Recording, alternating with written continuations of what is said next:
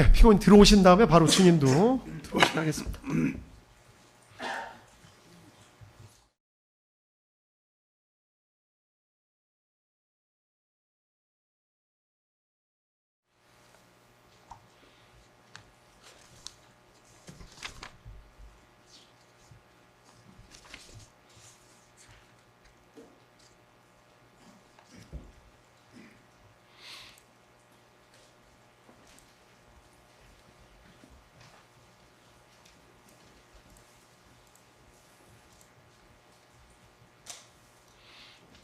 예, 자리에 앉으시는 거 확인하면 바로 증인 들어오시게 하겠습니다. 예. 예. 재판장님 윤곽근 예. 변호사 예. 네, 다시 출석했습니다. 예, 예. 어디 잠깐 갔다 오셨나 보네. 예, 알겠습니다. 윤곽근 변호사님 출석하셨고, 검사님들은 바뀌신 분 없으시죠? 예, 그대로입니다. 예, 알겠습니다.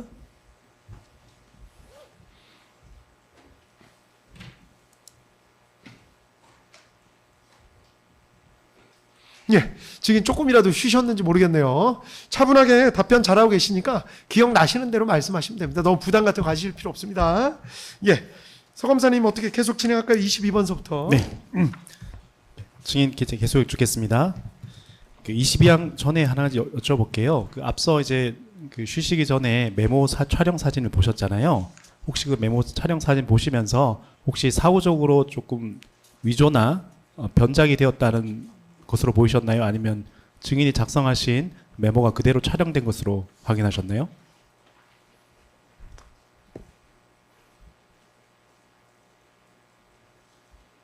그냥 보기에는 똑같다고 생각했는데 그냥 그 화면으로 지나가서 제가 아주 구체적으로 확인 안 했습니다만 혹시 모사나 위조의 가능성이 있다는 점을 보셨습니까? 증인께 여쭤보는 겁니다. 저는 뭐 그런 생각은 하지 않았습니다. 네, 알겠습니다. 22항 여쭙겠습니다. 증인께서는 2024년 12월 3일 비상계엄 당시 국가정보원, 국정원이라고 약칭하겠습니다. 제1차장으로 근무하고 계셨죠? 네. 22-1항은 생략하겠습니다. 22의 2항입니다. 이 사건 비상계엄 당시 증인의 직속 상관으로는 조태용 전 국정원장이셨죠? 네. 자, 증인은 국정원 1차장으로 근무하실 당시 윤석열 전 대통령에게 업무적으로 독대해서 보고한 적은 없으시죠? 없습니다. 대통령을 업무적으로 만난 것은 국정원장 업무 보고 시 4회 배석한 것, 그 다음에 국정원 1차장 취임 축하 저녁 1회, 대통령실 안보실과 북한 관련 전문가 그룹 저녁 식사 1회, 이 정도가 전부인 건가요? 그 저녁 식사한 것도 회의가 끝난 다음에 저녁을 한 거기 때문에 다 합쳐서 한 4회 정도 되는 것 같습니다. 네. 그 외에 윤석열 전 대통령과 개인적으로 만나거나 연락한 적은 없으시죠? 예, 없습니다. 24항은 조금 바꿔서 여쭙겠습니다. 증인은 김용현 전 국방부 장관, 박안수 전 육군참모총장, 곽종근 전 육군 특수전사령관, 특전사령관이라고 약칭하겠습니다. 이진우 전 수도방위사령관, 이하 수방사령관이라고 약칭하겠습니다. 이분들, 그러니까 김용현, 박안수, 곽종근, 이진우와는 업무적으로 특별한 관련은 없으셨던 거죠? 김영현 국방장관이 경호처장 시에 제가 해외를 담당하는 1차장이기 때문에 대통령의 해외 행사 지원을 위해서 경호처하고는 업무 협조가 있었습니다. 여인영 방첩사령관은 제가 관장하는 방첩국이 방첩사와 업무 협조 관계였기 때문에 방첩사령관을 그 원에 방문하거나 아니면 기타의 이유로 얼굴 정도는 만나서 본 적이 있습니다. 네, 그에 박안수, 곽종근, 이진우와는 특별한 관련이 없으신 거죠? 없습니다. 네, 24-1항 생략하겠습니다. 비상계엄 선포 이전 상황에 관해서 좀 여쭤볼게요. 자, 김용현 증거기록 순번 581번 대통령과 홍장원 비아폰 통화 내역 캡처 사진 제시하도록 하겠습니다. 증인의 그 비아폰 캡처 화면 사진인데요. 2024년 12월 3일 20시경 비아폰 그 캡처 사진으로는 12월 3일 오후 8시로 이렇게 표시되어 있습니다. 윤석열 전 대통령이 증인의 비아폰으로 전화를 건 통화 내역, 7초간 통화 내역이고요. 같은 날 20시 22분경 증인이 윤석열 전 대통령의 비아폰, 그러니까 PSS 1000번 이렇게 되어 있는데요. 이곳으로 전화를 건 통화 내역 약 20초간 통화 내역이 있습니다. 이것이 확인되는데 맞으시죠? 네. 예, 하나하나 좀 여쭤보겠습니다. 먼저 2024년 12월 3일 20시경 통화 내역에 대해서 좀 여쭤볼게요. 이 통화는 윤석열 전 대통령과 증인의 보좌관 사이에 이루어진 통화이고 증인이 윤석열 전 대통령과 직접 통화한 것은 아니었죠. 네. 예, 경위와 관련해서는 증인이 2024년 12월 4일부터 해외 출장이 예정되어 있어서 비아폰을 보좌관에 맡겨두고 지인들과 저녁 식사를 하고 계셨는데 12월 3일 20시경 윤석열 전 대통령이 증인의 비아폰으로 전화를 하여 증인이 아닌 증인의 보좌관이 윤석열 전 대통령의 전화를 받게 된 것이 맞나요? 그렇습니다. 12월 3일 20시 2분경 이제 증인은 윤석열 전 대통령의 비아폰 전화를 받은 보좌관으로부터 이제 증인의 휴대전화로 전화를 받아서 윤석열 전 대통령이 비아폰으로 전화를 하였고 대통령이 전화를 달라고 하십니다. 이런 취지의 보좌관의 말을 듣고 그때 윤석열 전 대통령이 증인의 비아폰으로 전화를 건 사실을 알게 되셨죠. 네. 이후 증인은 대통령의 전화를 받지 못해서 좀 곤란하게 되었다 이런 생각에 곧바로 보좌관에게 비아폰을 역삼역 인근으로 가져오게 해서 비아폰을 건네받았고 12월 3일 20시 22분경 증인이 윤석열 전 대통령에게 전화를 걸어서 통화를 하게 된 거죠. 네.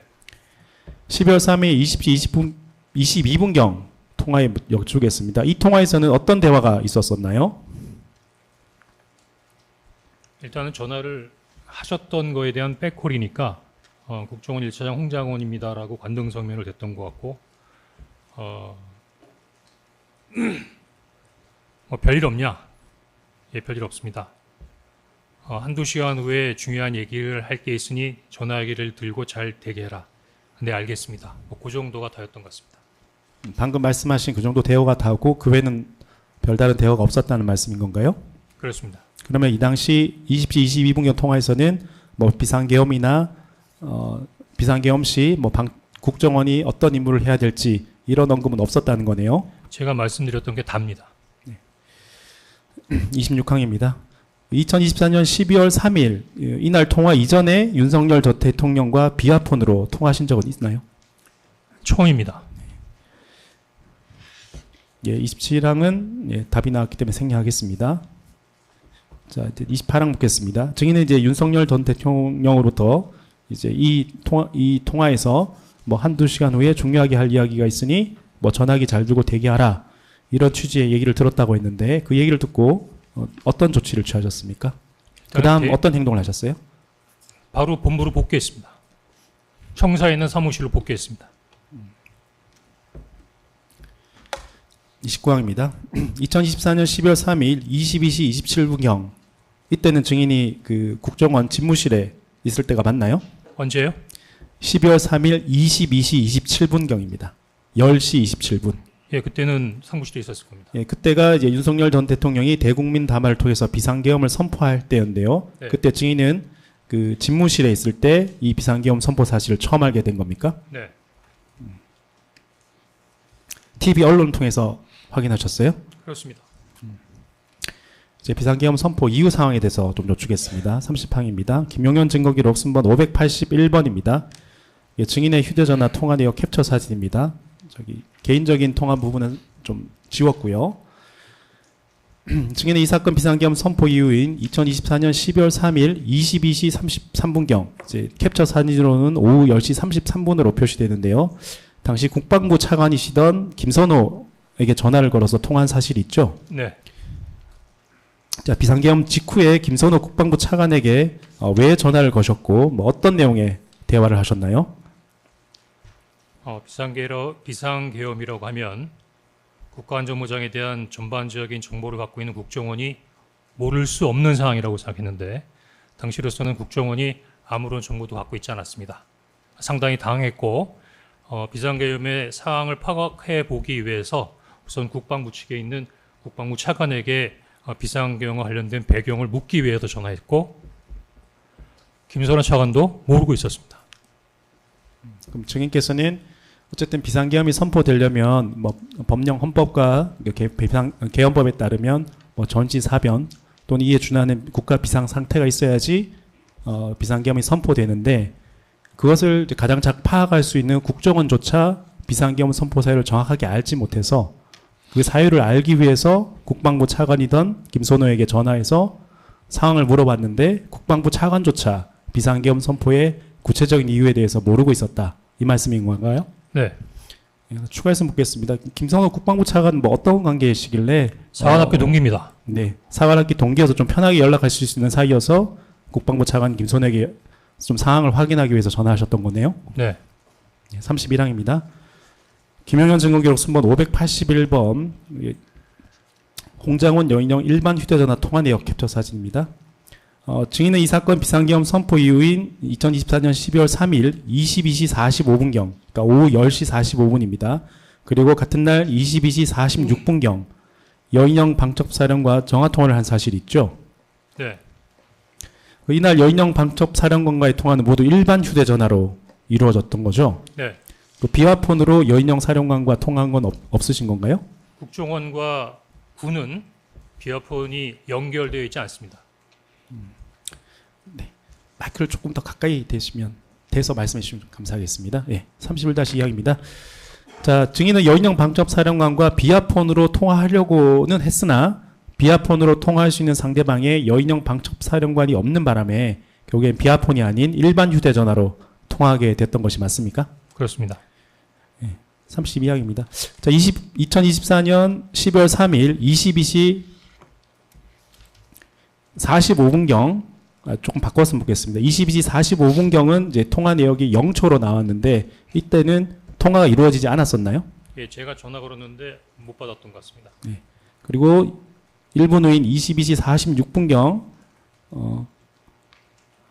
리턴콜이 왔습니다. 예, 여인영 사령관이 이통콜이 왔던 거죠. 네, 그러면 먼저 묻겠습니다. 2024년 12월 3일 22시 45분경에 전화 통화가 이루어지지 않았지만 증인이 먼저 여인영 방첩사령에게 전화를 건 이유와 경위가 어떻게 됩니까? 계엄이 일어날 때 국방차관이 모르면 군에 있는 가장 알아야 되는 사람 중에 한 사람이 방첩사령관이라고 생각했기 때문이었습니다.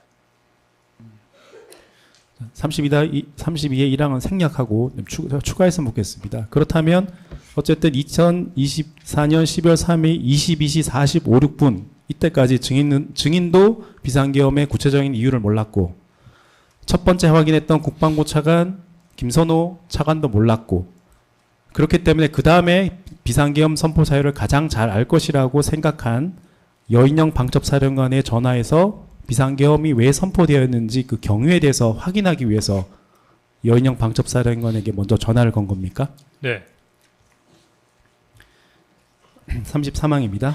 12월 3일 22시 46분경은 전화통화가 이루어졌지 않습니까? 약 1분 3초 동안 통화가 이루어졌는데요. 여인영 방첩사령관과 어떤 내용의 대화를 하셨습니까? 지금 생각해보면 저에게 거짓말했습니다. 제가 어떻게 된 거냐 비상계엄 물어보니까 저희들도 모릅니다. 위에서 시킨 대로 위에서 시키는 대로 하는 겁니다.는 정도만 얘기를 했고 구체적인 내용은 얘기하지 않았습니다. 네, 뭐 증인 혹시 증언하시면서 좀 약간 평가가 들어가시는 부분도 있는데 그거보다는 그 당시에 들었던 사실 위주로 좀 말씀해 주시면 될 것 같습니다. 네. 어쨌든 그 당시 여인영 방첩사령관이 자기도 모른다. 그냥 위에서 시키는 대로 할 뿐이다라고 하면서 자기도 그러니까 여인영 방첩사령관도 비상계엄 선포 사유나 그 구체적인 경우에 대해서는 모른다라고 증인에게 답했다는 건가요? 네. 34항입니다. 12월 3일 22시 46분경 여인영 방첩사령관과 전화 통화를 한 이후 상황입니다. 증인은 조태용 전 국정원장에게 여러 번 전화를 하였으나 연결이 되지 않았고요. 그래서 조태용 원장이 국정원장 공관에 자고 있을 수도 있다고 생각해서 차를 이용해서 국정원 본관과 약 5분 거리에 있는 국정원장 공관으로 이동하셨으나 조태용 원장이 부재 중이어서 만나지는 못하셨죠. 10시 46분에 여인영 사령관과 통화가 끝난 이후에 보안폰이기 때문에 통화 내역이 확보가 되지 않았지만 당시 북한 담당하는 2차장하고 과학기술을 담당하는 3차장에도 전화해서 비상계엄의 배경이나 혹시 아는 정보가 있는지를 확인했었습니다. 그 확인한 이후에 앞서 제가 질문 드렸던 대로 국정원장 조태용 원장에게 전화 시도했으나 전화가 안 연락이 안 되었고 됐습니다. 국정원장이 공간에서 혹시 이제 취침하고 있을 거라는 수도 있기 때문에 차를 이용해서 국정원장 공간으로 이동했으나 조태용 원장이 부재 중이어서 만나지는 못했던 거죠. 네. 그 당시 조태용 전 국정원장과 전화하거나 만나려고 했던 이유는 뭡니까?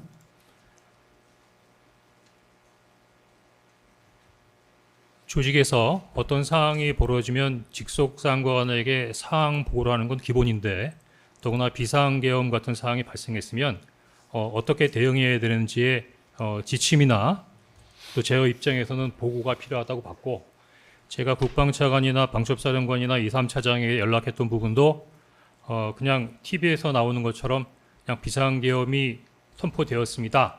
라기보다는 비상계엄이 선포가 되는데 어느 정도의 사항을 파악한 상태에서 제 지휘관에게 보고하기 위해서 사항을 파악했던 것이고 그래서 조태용 원장에게 보고하기 위한 연락을 계속했던 겁니다.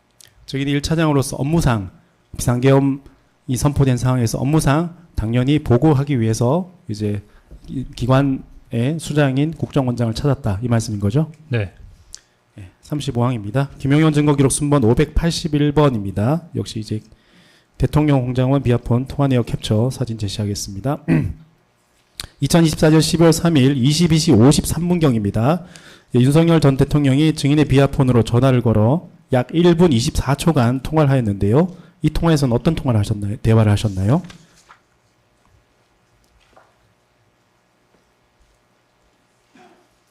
그 진술 조서에 적혀 있는 내용과 같습니다. 네, 수사기관에서 진술하셨지만 그래도 이제 재판장님과 재판부가 들을 수 있도록 증인이 기억나시는 대로 한번 증언해 주시면 감사하겠습니다.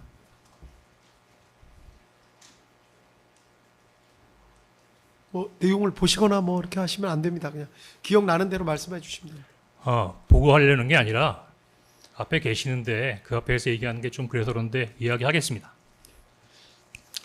당시 22시 53분에는 조태용 원장 그 공관으로 들어가서 조태용 원장이 있나 없나를 확인한 상태에서 추가적으로 운전원이나 수행팀에 연락을 하기 위해서 연락 조치를 하고 있는 중이었는데 그때 보안폰이 울렸습니다. 받지라고 하면서 그 비상계엄 방송을 받느냐라고 물어보시는 것 같은데 받지 그졌고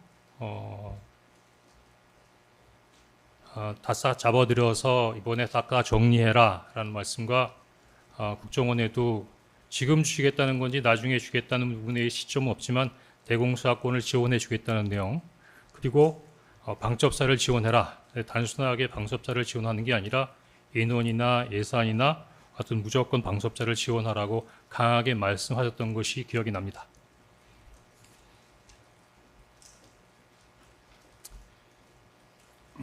조금 이제 나눠서 여쭤볼게요. 그러면 조금 전에 이제 이 통화에서 이제 증인에게 윤석열 대통령이 뭐 이번 기회에 싹 잡아들여라 이렇게 말씀했다고 하셨는데 누구를 뭐 왜 잡아들이라는 부연 설명도 하시던가요? 제가 중간에 말씀 중에 끼어들기가 쉽지 않았고 계속 이어서 말씀을 하시는 과정이었기 때문에 쭉 들었고 처음에는 잡아들이라는 거에 대한 목적은 없어 궁금했지만 마지막에 방첩사를 지원하라고 하시는 말씀을 듣고 그 관련된 사항은 방첩사 사항이라고 이해했습니다. 그렇다면 이제 대통령께서 큰 흐름에서 지시만 하고 디테일한 어떤 임무나 이런 것들은 방첩사와 한번 연락해 보면 알 수 있겠구나 이렇게 생각하셨다는 말씀인 건가요? 그렇습니다. 그 당시 그러면 증인께서 뭐 이게 싹 잡아들이라라는 말을 들었을 때 그래도 이제 대통령이 윤석열 전 대통령께서 뭐 목적어나 뭐 이유에 대해서 자세히 설명하지 않았다고 하지만 증인이 생각하기에는 누구를 잡아들이라고 지시하는 것으로 이해하셨나요? 일단 비상계엄 관련된 부분에 있어서의 발표를 하시면서 반국가 단체에 관련된 언급을 하셨기 때문에 반국가 단체에 관련된 사건이 있다라고 예단하였습니다. 증인께서 그렇게 좀 추측했다 이 말씀인 건가요? 네. 예, 35-1 보겠습니다. 이 통화 당시, 그러니까 12월 3일 22시 53분경 이 통화 당시 증인께서 이제 윤석열 전 대통령과 통화했던 장소가 국정원장 공간 상황실 또는 뭐 대기실 이 장소가 맞나요? 예, 그 자리가 맞습니다. 그 대기실과 뭐 상황실 같은 장소인가요? 같은 장소입니다. 그 증인이 헌재 나가셔서 이제 변론 기일에 증언하셨던 내용 관련해서 좀 여쭙게요. 그 증인은 2025년 2월 4일 헌법재판소 2024 헌나 8 대통령 윤석열 탄핵 심판 제5차 변론 기일에 증인으로 출석하셔서 증언한 사실이 있으시죠? 네. 예, 제시하면서 여쭙겠습니다. 한번 노란색 부분 한번 보시죠. 그 증인이 이제 변호인한테 받았던 질문 내용인데요. 제가 한번 질문 드릴게요. 이 기일에서 피청구인 윤석열 전 대통령의 변호인께서 2024년 12월 3일 22시 53분경 통화, 예, 이거 좀 쟁점이 됐던 것 같은데요. 22시 53분경 통화와 관련해서 이렇게 질문 드렸어요. 어떻게 질문했냐면 윤석열 전 대통령은 증인에게 아까 그러니까 20시 22분경 통화를 지칭하는 것 같습니다. 아까 국정원장이 한국에 있다는 말을 왜 안 했냐? 국정원이 대공수사를 해야 되는데 대공수사권이 없어졌으니 방첩사령관이 육사 후배니 방첩사를 도와서 정보가 있으면 정보를 주고 간첩들 싹 잡아들이라 라고 말했다는데 증인의 말과는 다른데 어떤가요? 라는 질문했고 증인은 뭐 일부 이상한 내용도 있기는 하지만 제 기억과 조금 차이가 있습니다 라고 답하셨는데 이런 질문 받고 답변하셨던 거 기억나시죠? 네.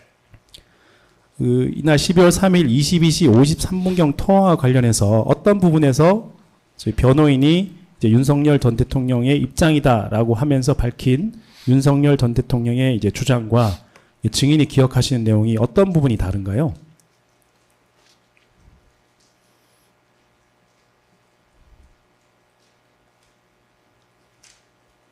말씀하실 때 저런 내용을 마음속으로 갖고 이야기하셨는지 잘 모르겠습니다만 저는 그 뜻과 의도와 무관하게 전화를 통해서 들은 대로만 얘기한 것입니다. 네, 그러면 조금 나눠서 한번 여쭤볼게요. 자, 이제 이 22시 53분경 통화에서 윤석열 전 대통령이 증인에게 아까 국정원장이 한국에 있다는 말을 왜 안 했냐? 이런 말을 들은 기억이 있습니까? 없습니다. 자, 여기서 방첩사를 도와서 정보가 있으면 정보를 주고 간첩들을 싹 다 잡아들이라. 이 간첩들이란 말도 들으신 기억이 있습니까? 없습니다. 30도지 사망입니다. 같은 기일에서 증인에 대한 증인 신문을 마칠 무렵 이제 윤석열 전 대통령께서 헌법재판소장의 허가를 얻어서 한 발언 내용 중에 일부를 제가 발췌해서 질문 드릴게요. 윤석열 전 대통령께서 어떻게 말씀하셨냐면 제가 국정원장에게 전화를 해서 아직도 거기시죠? 저는 미국에 있는 줄 알고 그랬더니 국정원장이 예 아직도 여기입니다. 이래서 저는 해외에 있는 줄 알았습니다. 그래서 처음으로 제가 홍장원 1차장에게 전화를 하게 됩니다. 처음에는 안 됐고 처음이라는 게 아마 20시경을 말하는 거예요. 보좌관이 받으신 거. 두 번째, 그러니까 20시 22분경을 말하는 것 같습니다. 두 번째는 전화가 왔습니다. 그래서 증인, 그러니까 홍장원 1차장에게 원장님 부재 중이니까 잘 챙겨라 라고 얘기했습니다. 그런데 8시 반 무렵에 국무회의 하려고 하는데 국정원장이 오기에 미국에 있는 거 아닙니까? 했더니 저 내일 출발입니다. 국정원장이 그렇게 말했다는 거예요. 국정원장이 저 내일 출발합니다. 라기에 나는 원장님 미국 계신 줄 알고 제가 1차장한테 전화를 했습니다. 원장님 부재 중인데 잘 챙기라고 했는데 증인이 원장님 여기, 그러니까 국내를 말하겠죠. 여기 계십니다라는 말을 안 합디다. 이렇게 국정원장에게 얘기를 했습니다. 라고 하는 발언 들은 기억도 나시나요? 네. 방금 이제 윤석열 대통령께서 하신 이 발언 부분과 증인의 기억이 다르다는 거죠. 다른 부분이 있다는 거죠. 네.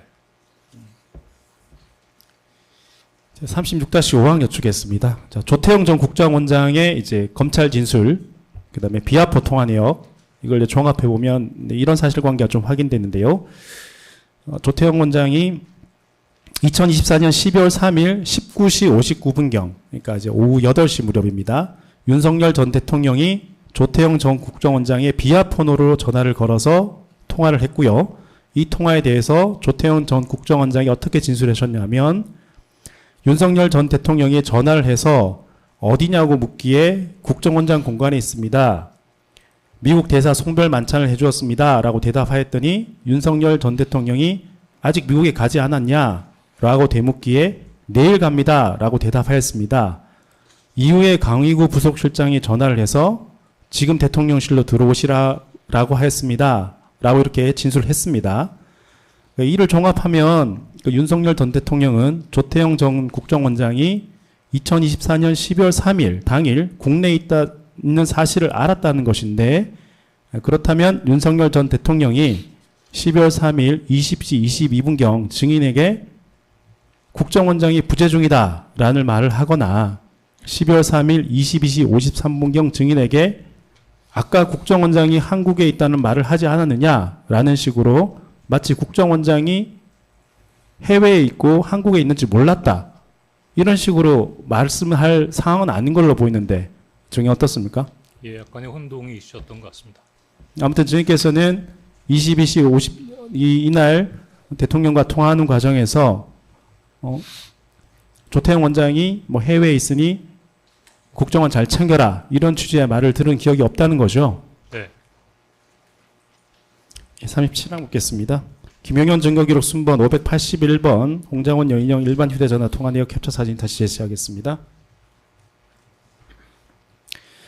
2024년 12월 3일 22시 58분경 이제 대통령과의 22시 53분경 통화가 마친 이후입니다. 증인은 여인영 방첩사령관에게 일반 휴대전화로 전화를 걸어서 약 48초간 통화를 한 사실이 있죠. 네. 증인께서 먼저 여인영 방첩사령관에게 전화를 거셨던 이유가 뭡니까? 대통령께서 방첩사를 지원하라고 방금 지시하셨지 않습니까? 그 지시에 복명하기 위해서 방첩사령에게 전화했습니다. 네. 그리고 좀 전에는 또 이제 대통령께서 큰 틀에서 뭐 방첩사를 지원해라, 싹 잡아들여라, 뭐 이런 지침만 주었지 디테일한 지시가 없어서 그 부분은 방첩사에 확인하면 알 수 있겠다라는 생각도 하셨다는데 뭐 그런 생각에 또 방첩사에 전화하신 것도 있나요? 예, 그런 생각도 있었습니다. 그럼 이 통화에서는 여인영 방첩사령과 어떤 통화를 하셨는지 혹시 기억이 나시나요? 네. 어떤 통화를 하셨던 걸로 기억하시나요? 조금 전에 말씀드린 대로 처음 전화에는 조금 저희들도 잘 모릅니다라고 얘기해서 제가 부위와 통화했다. 대통령께서 너희들을 지원해 주라고 한다라고 얘기를 하니까 그제서야 세부적인 내용에 대해서 저에게 얘기했습니다. 증인 아마 이제 헌재에서도 증언하실 때 이날 이제 2시 58분경에도 여인영 방첩사령과 통화하고 8분 후인 23시 이제 06분경에도 통화를 하지 않습니까? 네. 이거에 대해서 약간 기억이 혼재되어 있다라는 취지로 말씀하셨거든요. 기억이 좀 혼재되어 있으신 건가요? 네? 기억이 조금 혼재되어 있으신 건가요? 기억이 혼재됐다기보다는 조태영 원장이 CCTV를 공개함으로써 제 기억을 혼란스럽게 했던 것 같습니다. 일단은 그러면 증인께서 기억하시는 대로만 지금 한번 말씀해 주시죠. 그 22시 58분경에는 어떤 대화를 하셨는지 기억이 나시나요?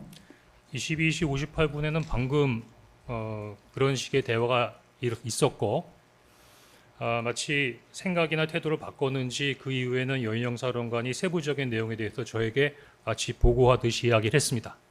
처음 얘기는 경찰과 협조해서 국회를 봉쇄하고 있습니다였고 그 다음번에는 제가 메모에 남긴 대로 현재 방첩사에서 체포조가 아마 체포 명단을 가지고 활동을 하는데 그 부분에 대해서 지원을 요청하는 부분에 대해서 얘기를 했습니다. 특히 그 위치 추적과 관련된 부분에 대한 얘기를 들은 것 같고 그 다음에 그 체포를 한 이후에는 방첩사 구금 시설에 수용하여 신문을 할 것이다. 1차, 2차 축차적으로 체포 작전을 시작한다는 그런 내용들을 순차적으로 저한테 설명했던 것으로 기억합니다. 그게 22시 58분경 통화라고 기억하시나요? 제가 이 부분에 대해서는 조금 양해를 구하겠는데 10시 58분과 11시 06분 똑같은 내용을 가지고 이야기를 하는데요.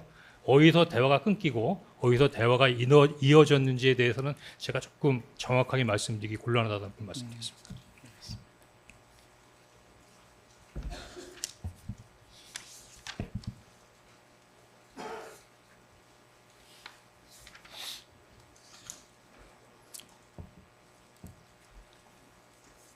예, 30대 사망은 조금 이따 묻고요. 그러면 이제 23시 06분경에도 통화를 했잖아요. 네. 예, 2024년 38항입니다. 2024년 12월 3일 23시 06분경에 이제 증인이 다시 여인영 방첩사령에 전화를 걸어 약 2분 47초 동안 통화를 한 사실이 있죠.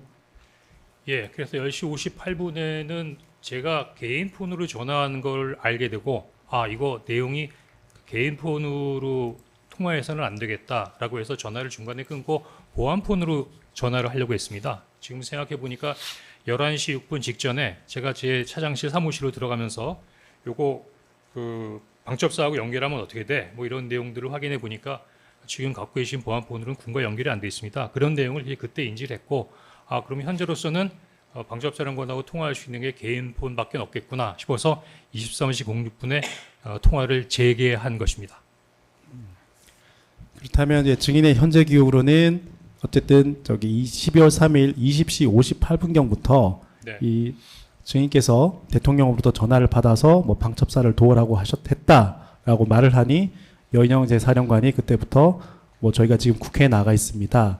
그러면서 이제 방첩사가 해야 할 임무들 그리고 국정원이 방첩사를 도와야 할 내용들 그런 말들을 시작한 것은 맞고 예, 아까 재판장님이 아리까리한 거 얘기하면 안 된다고 말씀하셔서 네, 좀 네, 자제했습니다만 네네. 아마 58분에 전화가 끊어진 시점은 제가 체포 명단을 불러드리겠습니다. 에서 끊어진 것 같습니다. 왜냐하면 명단 얘기가 나오니까 굉장히 예민하다고 생각해서 아 잠깐 보안폰으로 하자 이렇게 됐던 것으로 기억합니다. 그러면 일단은 지금 기억으로는 20시 58분경부터 뭐 체포 명단 관련해서 뭐 얘기가 나오기 시작했는데 저희께서 볼 때는 좀 민감한 내용이니 이제 보안성이 뛰어난 이제 비아폰으로 통화를 하자라고 해서 통화를 마쳤고 근데 그 사이에 이제 비아폰으로 이제 통화를 시도하려고 했으나 통화가 안 되어서 어쩔 수 없이 다시 23시 06분경에 그 일반 전화로 통화를 했고 그 앞서 20시 58분경부터 했던 대화 내용을 이어서 계속 대화를 하셨다. 이 말씀인 건가요? 네. 38항 나머지 부분 좀 바꿔서 물어볼게요. 그러면 증인의 이제 방금 증언의 취지에 따르면 어쨌든 12월 3일 20시 58분경에 증인이 방첩사령관 여인영 방첩사령관에게 전화를 걸어서 대통령으로부터 전화를 받았다. 방첩사를 도우라고 한다라고 하니 이제 여인영 방첩사령관이 뭐 우리들 땐 국회로 나가 있다. 그리고 누구누구를 체포해야 되는데 지금 뭐 위치 추적이 안 된다. 선배님이 좀 도와주십시오. 뭐 이런 식으로 얘기를 하면서 체포 명단을 알려주려고 했고 그런데 증인께서는 조금 민감한 내용이라고 생각해서 비아폰 통화를 하기 위해서 전화를 한번 끊었었고 결국에는 비아폰 통화가 연결되지 않자 다시 23시 06분경에 일반 전화로 통화해서 앞선 대화를 계속 이어나갔다. 그리고 그때 들었던 내용들이 체포 관련 명단 내용이다. 이렇게 정리하면 될까요? 네.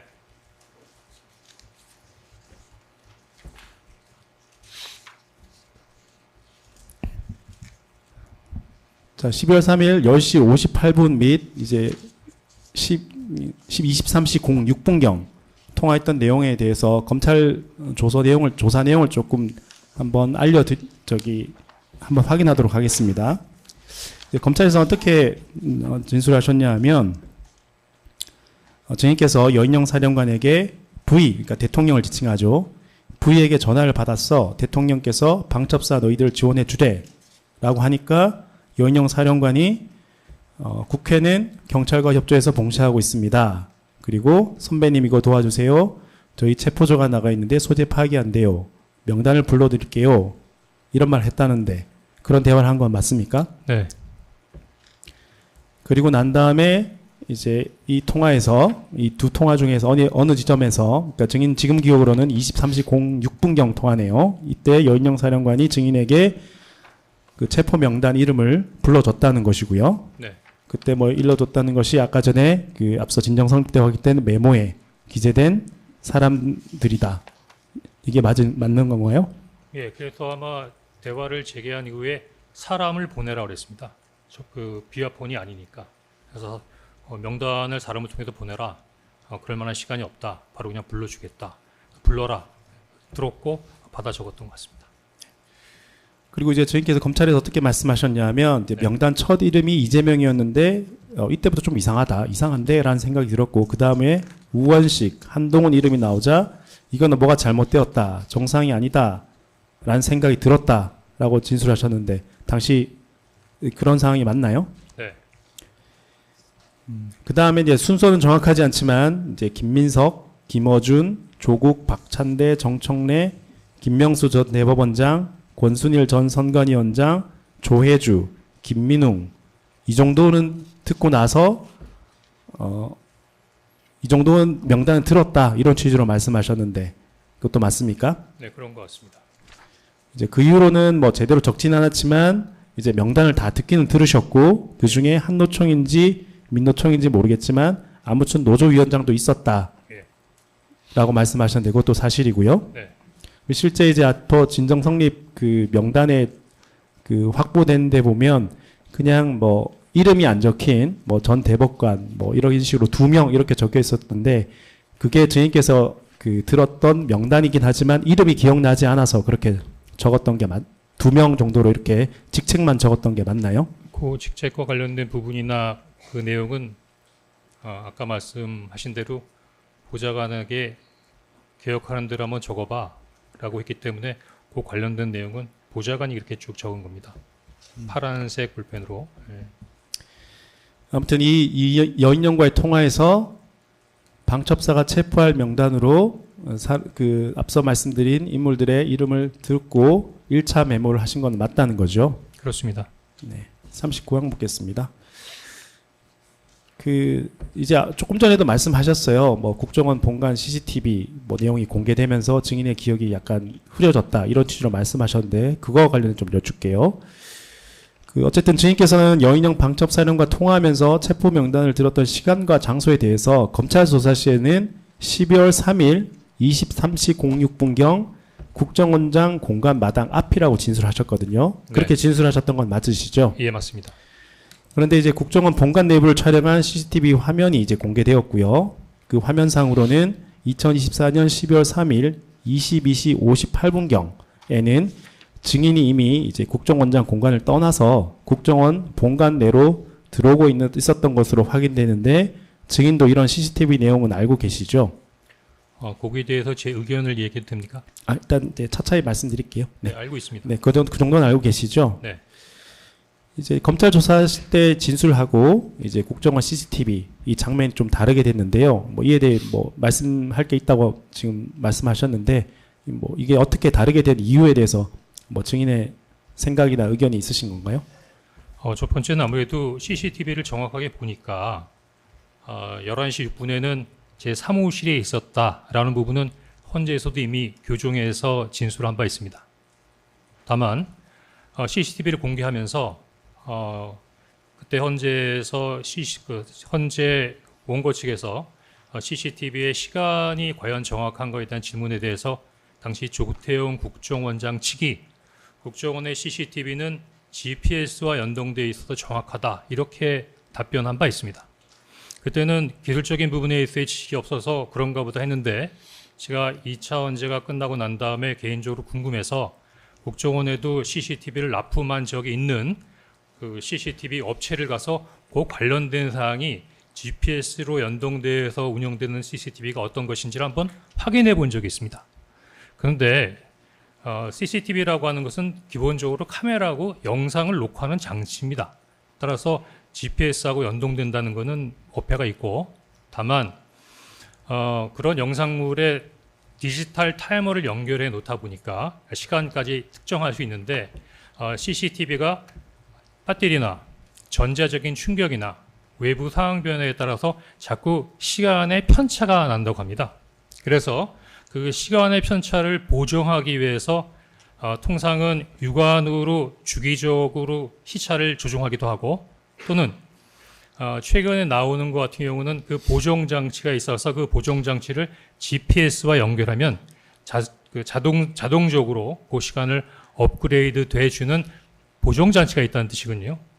그럼 무슨 뜻이냐면 CCTV의 시간은 다소의 편차가 있다는 뜻입니다.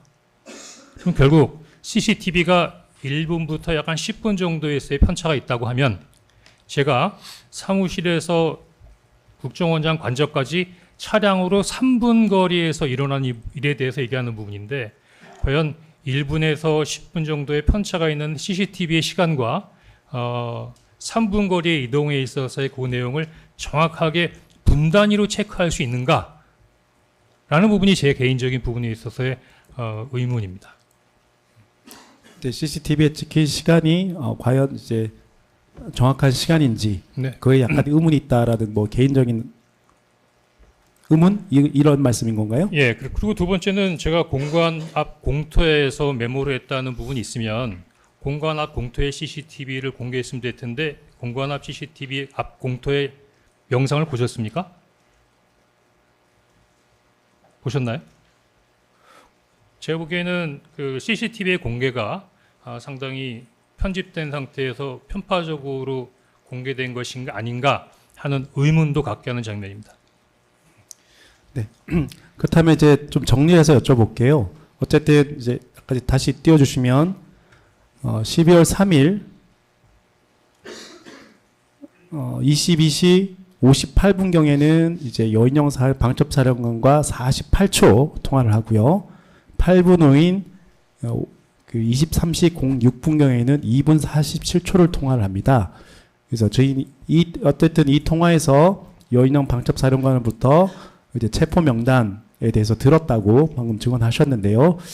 그 지금 기억으로, 그러니까 뭐 CCTV 내용이라든가 이런 의문에 고려하지 마시고 지금 기억으로 언제 어디서 뭐 이 통화와 대비해서 여인영 방첩사령관과 어떤 대화를 했는지 한번 정리해서 말씀해 주실 수 있으신가요? 처음 진술한 내용을 다시 얘기를 할까요? 10시 58분은 대통령께서 내린 지시를 수명하기 위해서 바로 방첩사령관한테 전화를 해야겠다고 생각하고 전화를 했습니다. 방금 그 검사께서 주소에 읽어주신 대로 부의께서 그러니까 부의께 전화를 드리고 부의께서 전화를 하셨고 대통령이 지원하라는 얘기를 하니까 방금 말씀하셨던 그 이야기를 얘기를 했고 그 다음에 국정원에서는 그 위치 추적을 포함한 어떤 체포나 체포 지원 요청으로 협조를 요청하는 부분이었는데 그 명단과 관련된 부분에 대해서 중간에 58분하고 23시 06분에 잠깐 끊어지긴 하지만 결국 이어져서 14명의 체포 대상자 명단을 전달받게 됩니다. 그리고 이제 20시 58분경에 그 통화를 여인영 방첩사령관과 통화했다는 거는 아직도 이제 국정원 공간 앞으로 기억하신다 그 말씀인 건가요? 국정원 공간이나 아니면 이동 중이었던 것 같은데 제가 보기에는 그 부분에 대해서는 정확하게 매듭짓지는 않겠습니다. 네. 다만 23시 06분경 통화는 증인의 집무실에서 통화한 것은 맞다는 증언이신 거죠? 하여튼 저 통화는 다 국정원 청사 안에서 이루어졌습니다. 방금 말씀 국정원 총사라는 거는 국정원장 공간도 포함한 그렇습니다. 걸 말씀하는 건가요? 네. 39-3항 묻겠습니다. 그 증인은 검찰 조사 시부터 헌법재판소 제5차 변론기일까지 이제 국정원장 공간 앞에서 체포 명단을 듣고 1차 메모를 했다라는 취지로 진술을 하셨어요. 근데 이제 증인이 국정원장 공간에 있을 당시 통화한 상대방은 윤석열 전 대통령이거든요. 혹시 윤석열 전 대통령으로부터 체포 명단을 직접 들었던 것은 아닌가요? 아닙니다. 제가 그 부분은 헌법재판소에서 검찰에 진술할 내용이 일부 오류가 있다고 인정한 바 있습니다. 네, 40항 묻겠습니다. 김용현 증거기록 순번 581번입니다.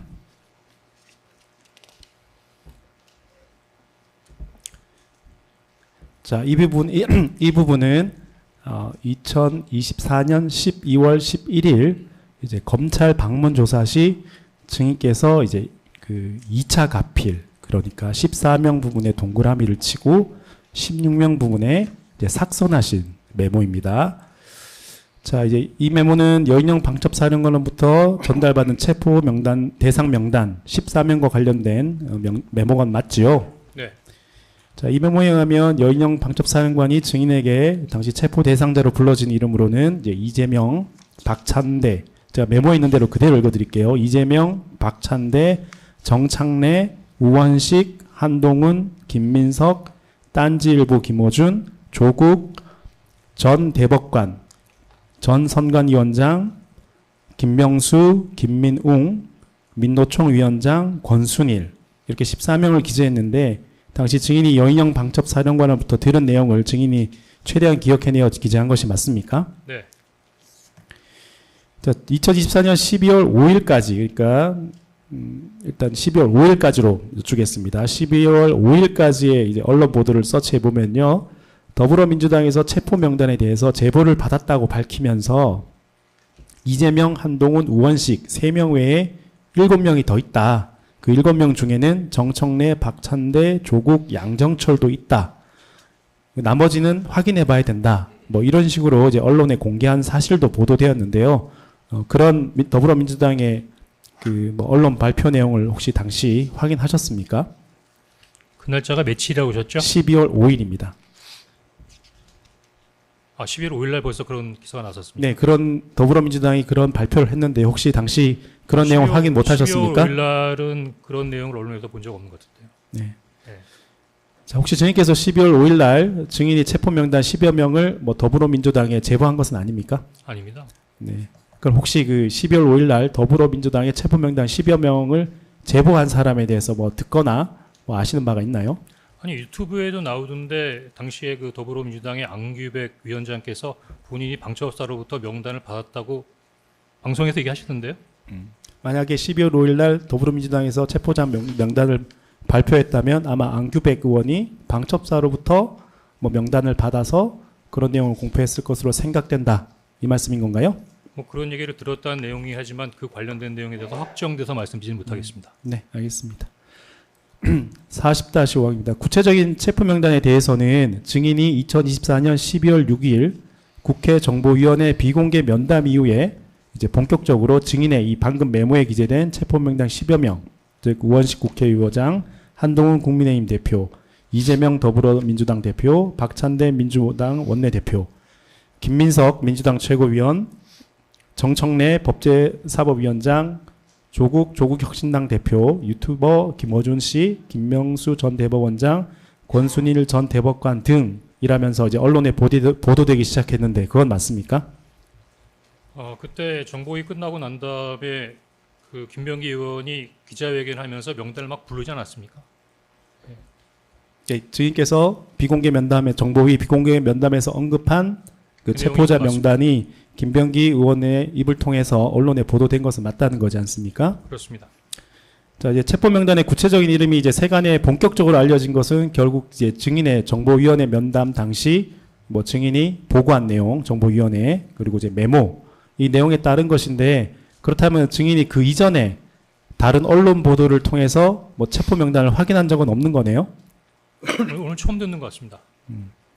결국에는 이 체포 명단, 이 메모를 작성할 때 증인이 여인영 방첩사령관한테 들은 기억대로 작성한 것이지 뭐 다른 사람 또는 다른 언론 보도를 참고한 것은 없다는 거네요. 네. 자, 이제 메모 내용 조금씩 이제 뭐 몇 가지만 좀 짚고 넘어갈게요. 이 메모 중에 이제 정창래라고 있는데 요거는 이제 더불어민주당 당대표 정청래를 지칭하는 거죠. 다른 인물인가요? 김민우도 마찬가지로 몇 개의 오타가 있었던 것 같습니다. 네. 아무튼 이 정창래라고 기재된 부분은 그리고 정청래 한 가지 아까 빠뜨린 게 아닙니다. 그 민주당에서 발표한 게 12월 5일이라고 그랬죠. 그럼 12월 5일 날 민주당에서 발표를 한 걸 보고 혹시 이걸 작성했냐 이렇게 물으신 거지 않습니까? 네, 그게 없다고 대답하셨고요.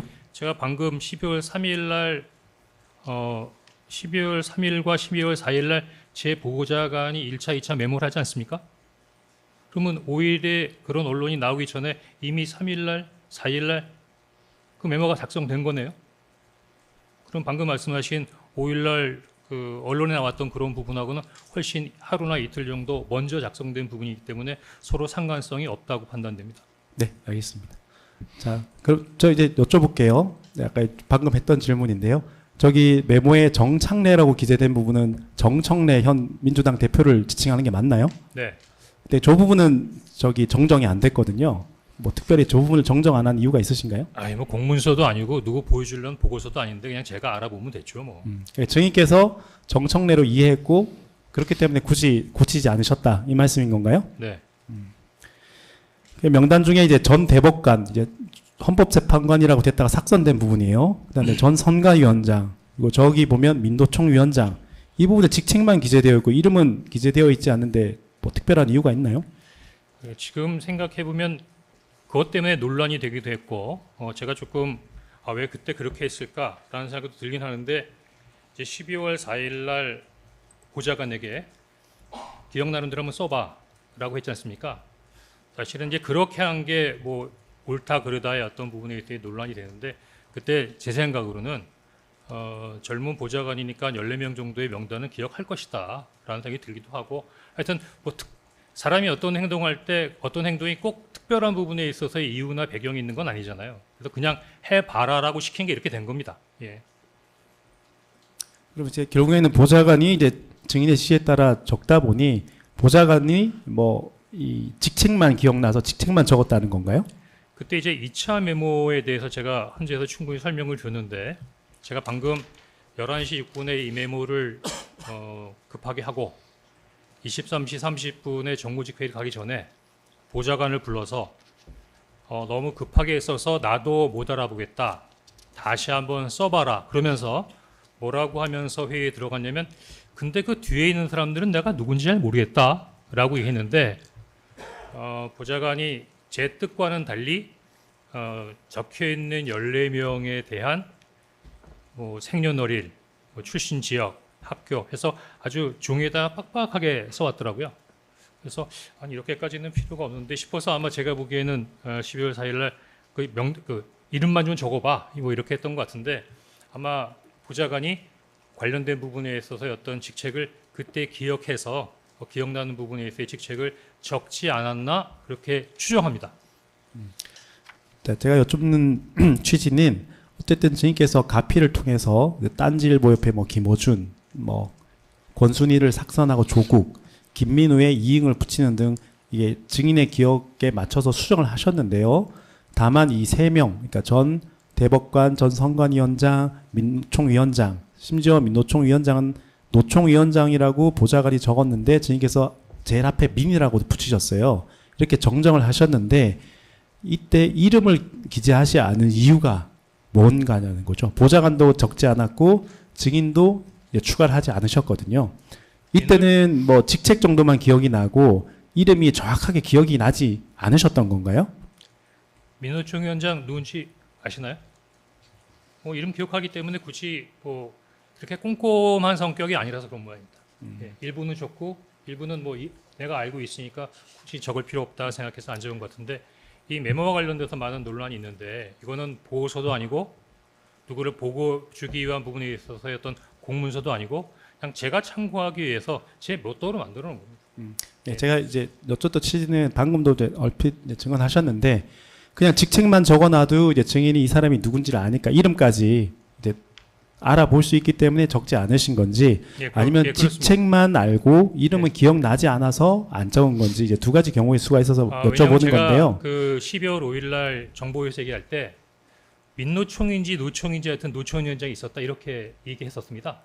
그래서 제가 노총위원장이고 썼길래 가만히 생각해보면 아니야 민노총인 것 같아라고 해서 그냥 쉽게 써놓은 거예요. 제 말은 직책만 기억하신 건지 아니면 직책을 적어 놓으면 이름도 당연히 증인이 알 수 있기 때문에 안 적어 놓으신 건지 그걸 여쭈는 겁니다. 그러면 그냥 민노총 위원장이라고 적었지만 이름도 알고 계셨다는 거네요. 네. 이 메모를 하실 때는. 예. 왜냐하면 아까 말씀드린 대로 보좌관이 두 번째 메모에서 그 사람들에 대한 자세한 내용들을 구체적으로 적시했던 걸 한번 읽어봤기 때문에. 그리고 이제 전 헌법재판관 삭선하고 대법관, 전 선관위원장 이렇게 적었는데 이것도 직책만 기재해뒀지만 메모 당시 증인이 그 이름도 알고 있었다 이 말씀인 건가요? 예. 자, 이 메모 중에 이제 전 헌법재판관, 삭선하고 대법관 이렇게 정정을 하셨는데요. 이거는 이게 증인이 정정하신 건가요? 아니면 보좌관이 파란 줄로 근거는 보좌관이 한 겁니다. 예, 그럼 보좌관이 전 헌법재판관으로 적었다가 예, 보좌관 기억이 다르니까 보좌관이 삭선하고 대법관으로 기재한 것이네요. 그런가 봅니다.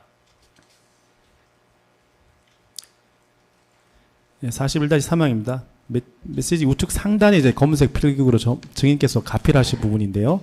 14명, 16명 적었다가 이제 16번 사건하셨잖아요. 이거에 대해서 앞서 이제 처음에 이제 약간 증언하셨기를 뭐 제가 방문조사 때 14명인가요? 16명인가요? 여쭤보니까 뭐 14명 같습니다라고 하면서 지웠다고 하셨는데요.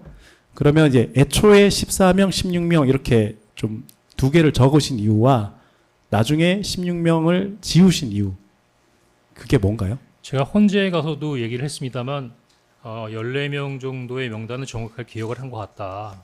그런데 기억이 안 나는데 한두 사람 정도를 더 불렀는데 그걸 내가 기억하지 못하나? 이런 생각이 들었다라고 진술한 적이 있었습니다. 그래서 저도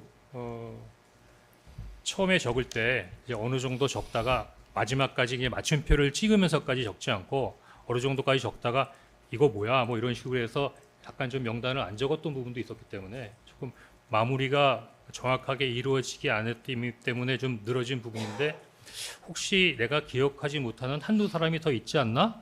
그런 생각 때문에 14명에서 16명 사이가 아닐까라는 차원으로 저렇게 적어놨었습니다. 증인의 기억으로는 14명인 것 같은데 근데 혹시 아무래도 그 두 사람이 더 있다는 부분은 생각이 안 나서 그 16명은 지우고 한 14명은 맞는 것 같다. 이렇게 제 스스로 특정 지은 겁니다. 네, 그럼 증인 정리를 하면 14명의 명단을 들었던 건 맞는 것 같은데 혹시 증인께서 놓친 한두 명이 더 있을 수도 있어서 최대 16명까지 얘기했나라고 조금 생각이 드셔서 14명, 16명 이렇게 범위를 14명에서 16명이다라는 그렇습니다. 범위를 기재하셨다가 네. 검찰 조사 받으시면서 이제 검사로부터 질문을 받고 14명인 것 같다. 내 기억에 14명인 것 같다라고 14명으로 특정하셨고 그래서 16명을 삭선하셨다. 네. 이렇게 정리되면 되나요? 그렇습니다. 되나요? 네.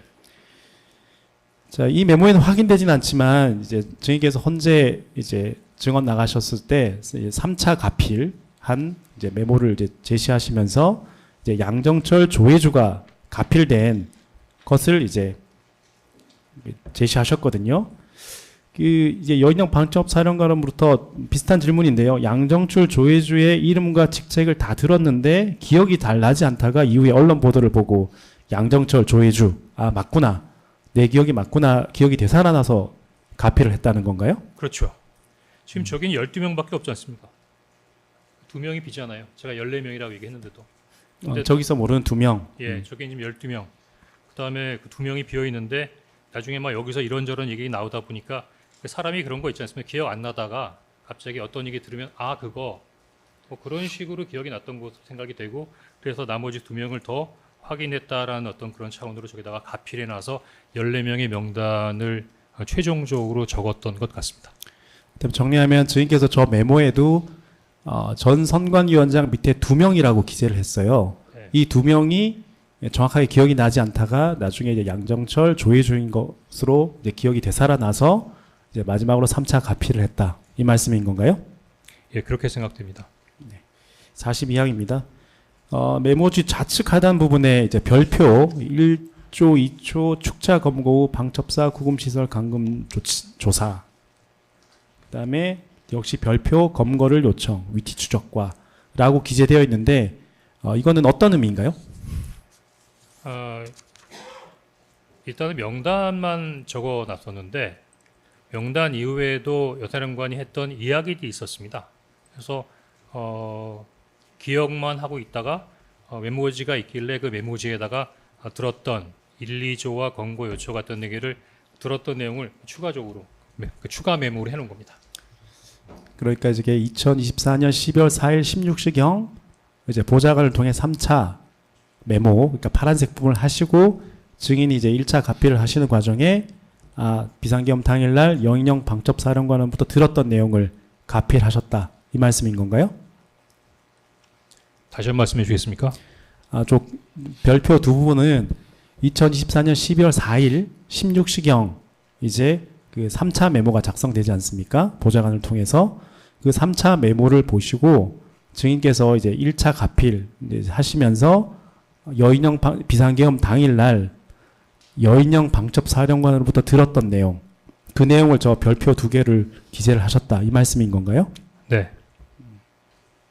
그러면 여인영 방첩사령관이 비상계엄 당일 뭐 22시 58분경 내지 또는 23시 06분경 통화해서 증인에게 이 방첩사가 1조 2조를 나누어서 축차, 이게 군대 용어로 순차라는 뜻이지 않습니까? 네.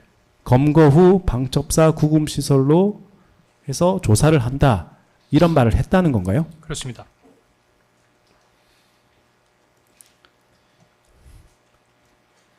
그 다음에 밑에 별표인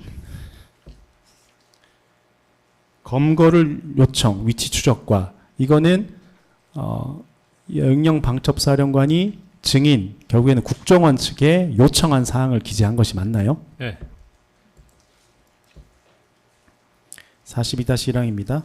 여인영 방첩사령관이 이제 저기 보면 방첩사 구금 시설이라고만 되어 있는데 구체적으로 어떤 시설에 이 구금한다고 또 설명을 하던가요? 그런 내용까지 특정 지을 만한 전화 통화의 시간은 없었던 것으로 알고 그냥 저렇게 들었습니다. 일단 뭐 증인은 방첩사에 구금 시설이 있는지 없는지 그것도 잘 모르시지만 아무튼 여인영이 말하는 워딩 그대로 방첩사 구금 시설에 뭐 구금 조사한다 이런 말을 했고 그 말이 기억이 나서 메모를 했다 이 말씀이네요. 방첩사에 구금 시설이 있는지 없는지 방문하지 않아서 잘 모르겠고 그냥 통상 방첩사 정도면 우리가 갖고 있듯이 어느 정도에 있어서의 보호 또는 구금 시설 정도는 있을 거라고 추정만 했지 누구로부터 보고받거나 직접적으로 확인해 본 적은 없습니다. 그 여인영 방첩사령관이 이제 위치 추적을 해달라고 부탁을 했다는 것인데 뭐 어떤 방식으로 위치 추적을 도와달라고 하던가요? 체포자가 나가는데 대상자들 검거를 못하고 있으니 검거를 위해서는 어디 있는지를 확인해야 되지 않습니까? 그러니까 어디 있는지 확인해 달라는 그런 내용으로 접수했습니다. 구체적으로 위치 추적을 해달라, 위치가 어딘지 좀 알아봐달라라고 했고 뭐 구체적으로 뭐 어디를 통해서 아니면 뭐 뭘 어떤 예, 뭐 그렇게까지 장비를 자세히 얘기하지 이용해서 않았습니다. 예. 뭐 해달라 이런까지는 말하지 제가 않았다는 얘기한 거네요. 게 전부 대부분의 워딩입니다. 43항 묻겠습니다. 뭐 저기 특정 이름에 저기 동그라미도 표시가 되어 있는데요. 네. 이 부분은 왜 이렇게 동그라미로 표시를 하셨나요? 이름 부분에. 네네. 글쎄요, 왜 그렇게 동그라미에 쳐놨는지 지금은 잘 기억이 안 납니다. 뭐 특별한 의미가 있어서 하신 건 아닌 거란 말씀인 건가요? 기억날 정도의 특별한 의미가 있었다는 거는 아니란 말인 건가요?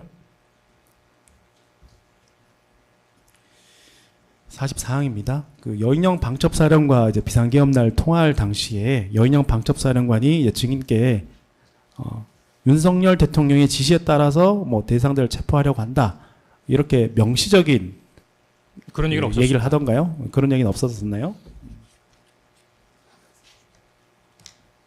네, 증인께서 추가해서 묻겠습니다. 네, 증인께서도 이제 검찰 조사 시에 이렇게 말씀하셨어요. 방금 증언과 같이 명시적으로 뭐 윤석열 대통령의 지시다라고 여인영 방첩사령관이 얘기하지 않았다. 다만 이제 증인이 대통령으로부터 이제 방첩사의 지원을 아끼지 말라는 지시를 받았고 이제 방첩사령관으로부터 체포조 명단과 함께 체포를 위한 위치 추적 요청을 받았기 때문에 당연히 대통령의 지시나 뜻에 따라 이루어지는 일이라고 생각할 수밖에 없습니다라고 진술했는데 맞습니까? 네, 당시 증인이 그렇게 생각했던 게 맞습니까? 그렇습니다. 아무튼 결국에는 그날 대통령의 방첩사를 지원하는 지시와 방첩사령관과의 통화가 연결될 수밖에 없었던 상황이었다 이 말씀이네요. 더구나 강렬한 거는 아까 말씀하신 대로 22시 23, 27분경에 비상계엄 선포문을 발표하시지 않습니까?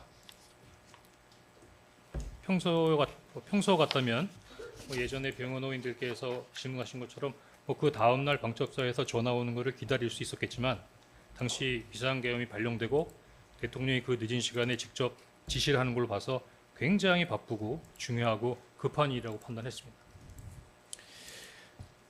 네, 45항 묻겠습니다. 예, 증인이 이제 이렇게 뭐 대통령의 전화도 받았고 여인영 방첩사령관으로부터 구체적인 요청 사항까지 받았어요. 근데 그 후에 증인께서 뭐 취하신 조치가 있나요?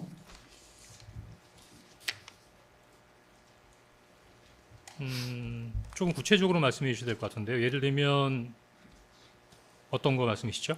그러니까 결국에 대통령 지시와 여인영 방첩사령의 요청 사항을 받았지 않습니까? 네. 그 요청 사항과 관련해서 무슨 특별히 하신 게 있냐는 거예요. 첫 번째는 다른 건 몰라도 이재명, 우원식, 한동훈이 세 사람 이름 딱 들으면서 굉장히 심지어 큰 충격을 받았고, 두 번째는 내가 이걸 하든 안 하든 대통령으로부터 이런 지시를 받았고 방첩사로부터 이런 요청을 받았다는 것을 원장한테는 상보해야겠다 이렇게 생각했었습니다. 결국에는 요청사항, 그러니까 뭐 위치 추적을 위한 노력이나 어떤 후속 조치는 하지 않으셨다 이 말씀인 건가요?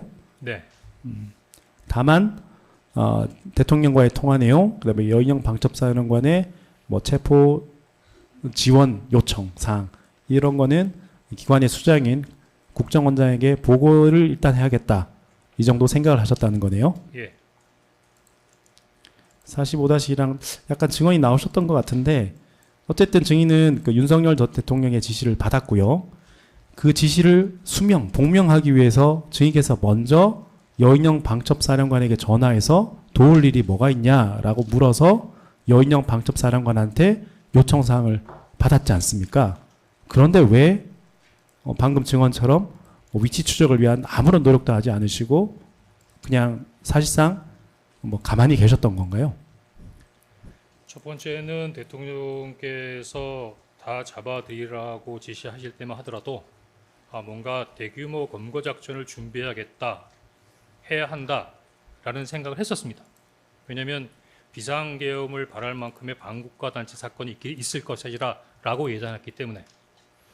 방첩사에서 불러주는 명단하고 제가 예상했던 반국가 단체의 반국가 단체와 관련된 사건일 것이라는 것은 너무 괴리감이 컸기 때문에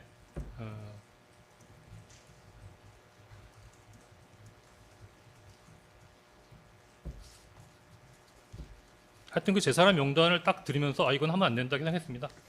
뭐 증인의 뭐 방금 증언을 제가 정리하면 14명까지 볼 것도 없이. 네. 예.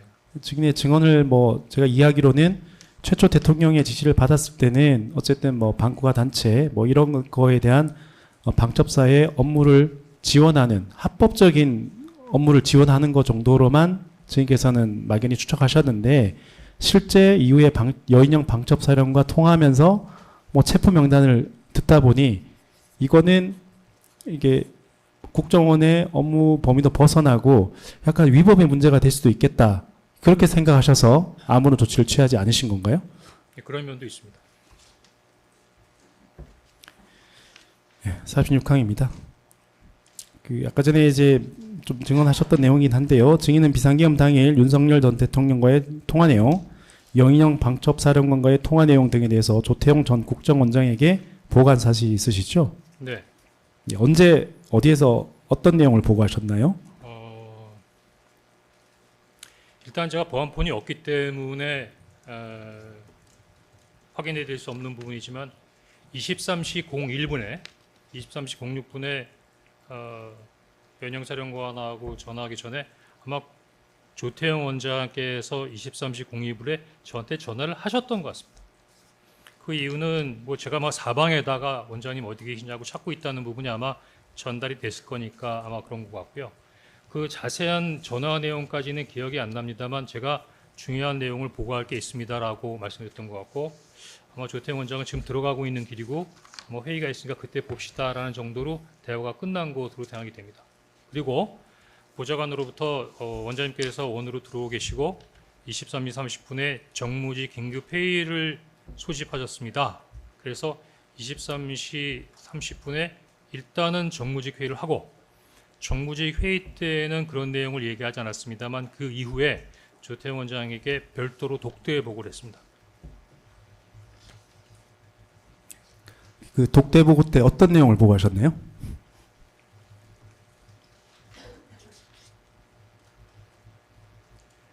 대통령께서 전하셨다.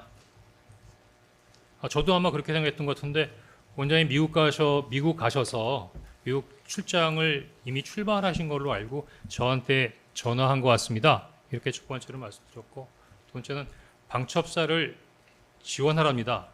이렇게 말씀드렸고 나중에 방첩사에서 이재명 한동훈을 잡으러 다닌답니다.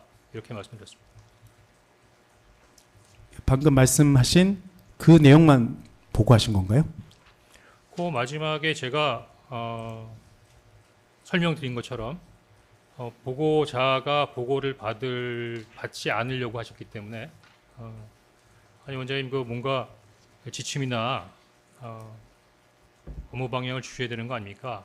그러셨는데 그 이후에 더 이상 대화할 수 있는 사항이 아니었기 때문에 그냥 국정원장 방을 나왔던 것 같습니다. 증인께서 방금 말씀하신 내용으로 보고를 했을 때 조태영 전 국정원장은 어떤 반응을 보이던가요? 처음부터 끝까지 한마디도 안 하셨던 걸로 기억합니다. 증인 검찰 조사 때는 이렇게 말씀하셨거든요. 앞서 말씀드린 대로 증인께서 조태영 원장과 독대를 하면서 조태영 원장에게 이제 대통령께로부터 전화를 받았습니다. 대통령님께서 원장님이 미국 출장을 가셨는지 아셨나 봅니다. 그리고 대통령께서 방첩사를 지원하라고 합니다. 라고 했는데 조태영 원장이 여전히 아무런 대꾸가 없었다. 그래서 제가 상황이 내일 아침에 얘기하자 그 말을 한번 하셨어요. 네, 제가 마저 질문 드릴게요. 제가 상황이 심각하다는 것을 말씀드리기 위해 방첩사가 이재명 한동훈을 잡으러 다닙니다. 라고 했음에도 외면하는 듯한 행동을 하면서 아무런 말도 없었다. 그리고 내일 얘기하시죠. 라고 답했다고 하는데 당시 상황이 맞나요? 네. 당시 혹시 이런 보고를 받으면서 조태영 원장이 뭐 놀라는 기색이거나 그게 무슨 말이에요? 이런 식으로 되물은 적은 있나요? 없습니다.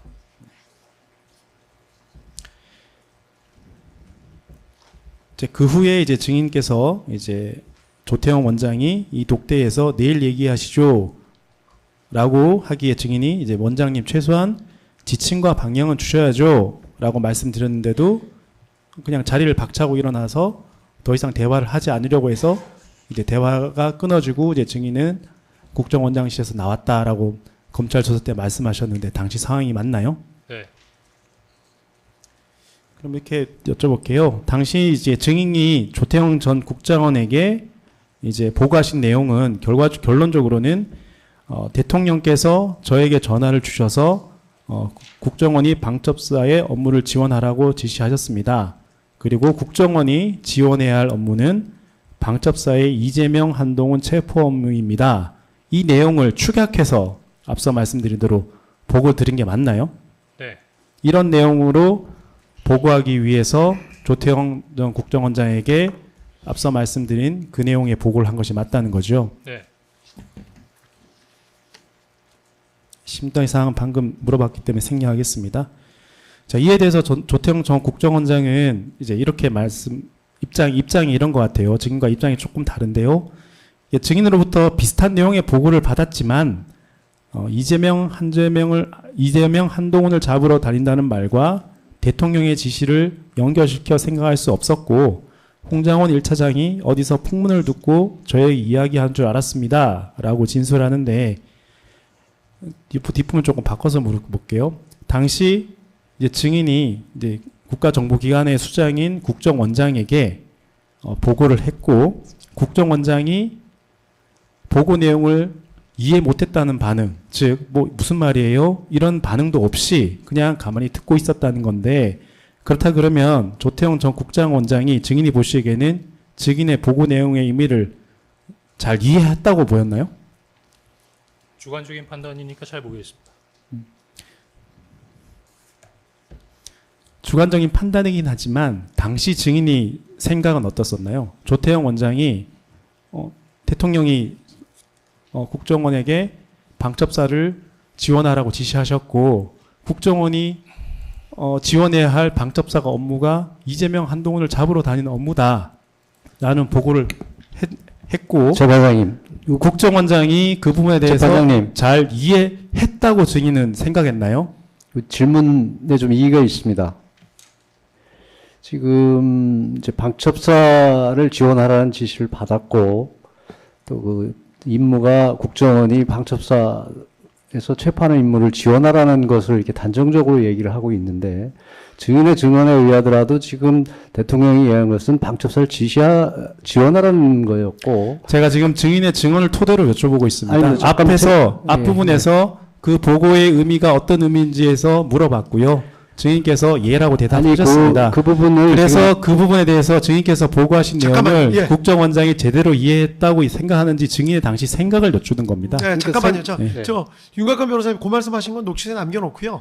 그다음에 뭐 마무리 질문은 짓겠습니다. 마무리 짓겠습니다. 예. 말씀하시는 아니, 제가 말씀드리는 것은 대통령의 그 방첩사 지시와 그 중간에 여인영 사령관을 개입시키지 않고 바로 방첩사 지원 임무를 체포 임무를 대통령의 지시와 연결시키는 부분에 대해서 전제가 잘못됐다는 걸 말씀드리는 겁니다. 왜냐하면 증인의 증언에 의하더라도 대통령 지시는 지원하는 거였고 구체적인 그 나머지는 여인용으로 받았는데 그것이 대통령 지시와 연결된 것에 대해서 명확히 얘기를 하지 않고 있는 겁니다. 예, 알겠습니다. 예. 그 부분 녹취서에 남겨놓겠습니다. 그리고 그거 나중에 반대 신문하실 때 말씀하셔도 되는 부분이니까 예, 일단은 뭐 예, 알겠습니다. 계속하시죠. 네, 증인 제가 다시 여쭐게요. 어쨌든 증인은 당시 보고한 내용이 어쨌든 대통령께서 국정원에게 방첩사를 도우라. 그리고 여인영 사령관과 통화해 보니 국정원이 지원해야 할 방첩사의 업무가 이재명, 한동훈을 잡으러 다니는 업무다. 이거를 축약해서 국정원장에게 보고했다는 건데 국정원장이 그것을 잘 이해한 걸로 생각했네요. 잘 이해하였음에도 마치 상황을 피하기 위해서 뭐 내일 얘기하시죠. 이렇게 얘기하거나 자리를 박차고 나가면서 더 이상 대화를 하기 싫다는 그런 인상을 받으셨나요? 당시 증인이 받은 인상과 생각은 어땠나요? 후자입니다. 후자라는 거는 국정원장이 증인의 보고 내용을 잘 이해하였음에도 마치 상황을 회피하는 듯한 행동을 한 것으로 증인은 받아들였다. 이건가요? 그분이 이해를 잘 했는지 안 했는지까지 알 수 있는 사항은 아니고 어쨌든 제가 정식으로 보고하는 내용에 대해서 보고를 받지 않으려 하는 태도 그 정도까지 느낄 수 있었습니다. 자, 증인이 이제 국정원장에게 추가해서 묻겠습니다. 뭐 이 건 외에도 평상시 업무적으로 많은 보고를 하셨지 않겠습니까? 네. 혹시 국정원장이 조태용 국정원장이 증인에게 보고를 받으면서 보고 내용이 잘 이해가 안 된다. 그럴 경우 증인에게 되묻는 경우도 있었나요? 증인이 아니더라도 꼭 다른 하급자에게 보고 내용이 무슨 내용인지 정확하게 모르겠다라고 되묻거나 보고 내용의 정확한 의미를 확인하려는 그런 경험이 있으신 건가요? 그럼요. 조태용 원장이 굉장히 꼼꼼하게 업무를 챙기시는 분입니다. 조태용 국정원장이 업무를 꼼꼼히 챙기기 때문에 평소에 어떤 보고를 받는 과정에서 보고 내용이 정확하게 이해가 되지 않으면 되물어서 실무자들한테 그 내용을 정확히 확인하고 가는 업무 스타일이다. 이 말씀인 건가요? 네. 그런데 이날 증인에게 보고를 받았을 때는 무슨 말씀이냐? 자세히 얘기해봐라. 이게 도대체 무슨 뜻이냐? 이런 식으로 되묻지 않았다는 거네요. 네. 46-6항입니다. 2024년 12월 3일 23시 30분경 국정원 정무직 회의나 그 직후 증인과의 독대 보고 당시 조태용 전 국정원장이 윤석열 전 대통령께서 비상계엄을 선포하기 직전에 개최된 비상계엄 국무회의에 다녀왔다는 말을 하던가요? 안 했습니다. 조태용 국정원장이 국무회에 갔다 왔다는 얘기를 저는 그 다음날 신문 보고 알았습니다. 47항입니다. 증인은 이 사건 비상계엄 당일 윤석열 전 대통령 및 여인영 방첩사령관의 통화 내용에 대해 국정원장, 조태용 전 국정원장 외에 다른 국정원 직원들과도 공유한 사실이 있습니까? 언제 말입니까? 언제든 증인께서 있습니다. 1차장 퇴직하기 직전에 있습니다.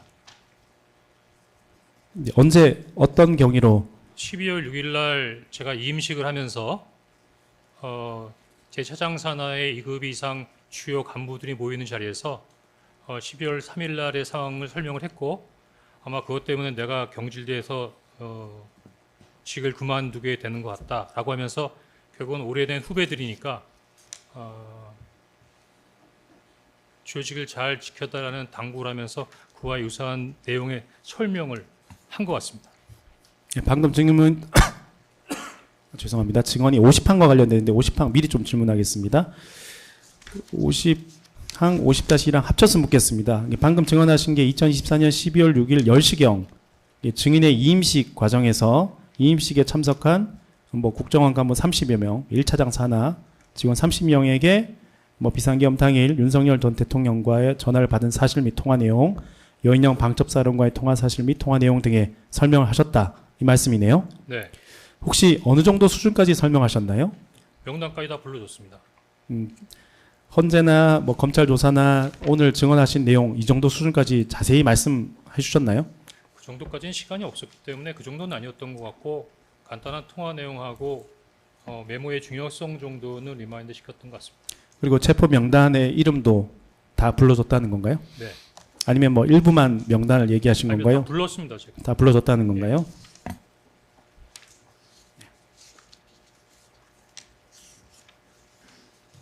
네. 다시 48항 묻겠습니다. 증인은 2014년 12월 6일 이제 오전경인데요. 국회 정보위원회 신성범 위원장과 비공개 면담을 하면서 비상계엄 당일 있었던 일, 뭐 오늘 증언하셨던 내용인데요. 이 일에 대해서 보고한 사실이 있죠. 네, 이렇게 이제 국회 정보위원회 가셔서 비공개 면담으로 오늘 증언하셨던 내용과 유사한 내용을 동일한 내용을 그 보고하게 되신 경위는 어떤가요? 그날 공교롭게도 12월 6일 아침에 조선일보에서 일종의 특종을 합니다. 대통령께서 저에게 한동훈 체포 지시를 했고 그 체포 지시를 거부하자 경질했다는 내용까지 나와서 상당히 어떻게 이런 내용을 조선일보가 알고 특종에 애치할 정도로 굉장히 놀라운 상황이었었는데 그 관련된 상황의 진위를 확인하기 위해서 주변에서 문의를 많이 받았던 상황이었고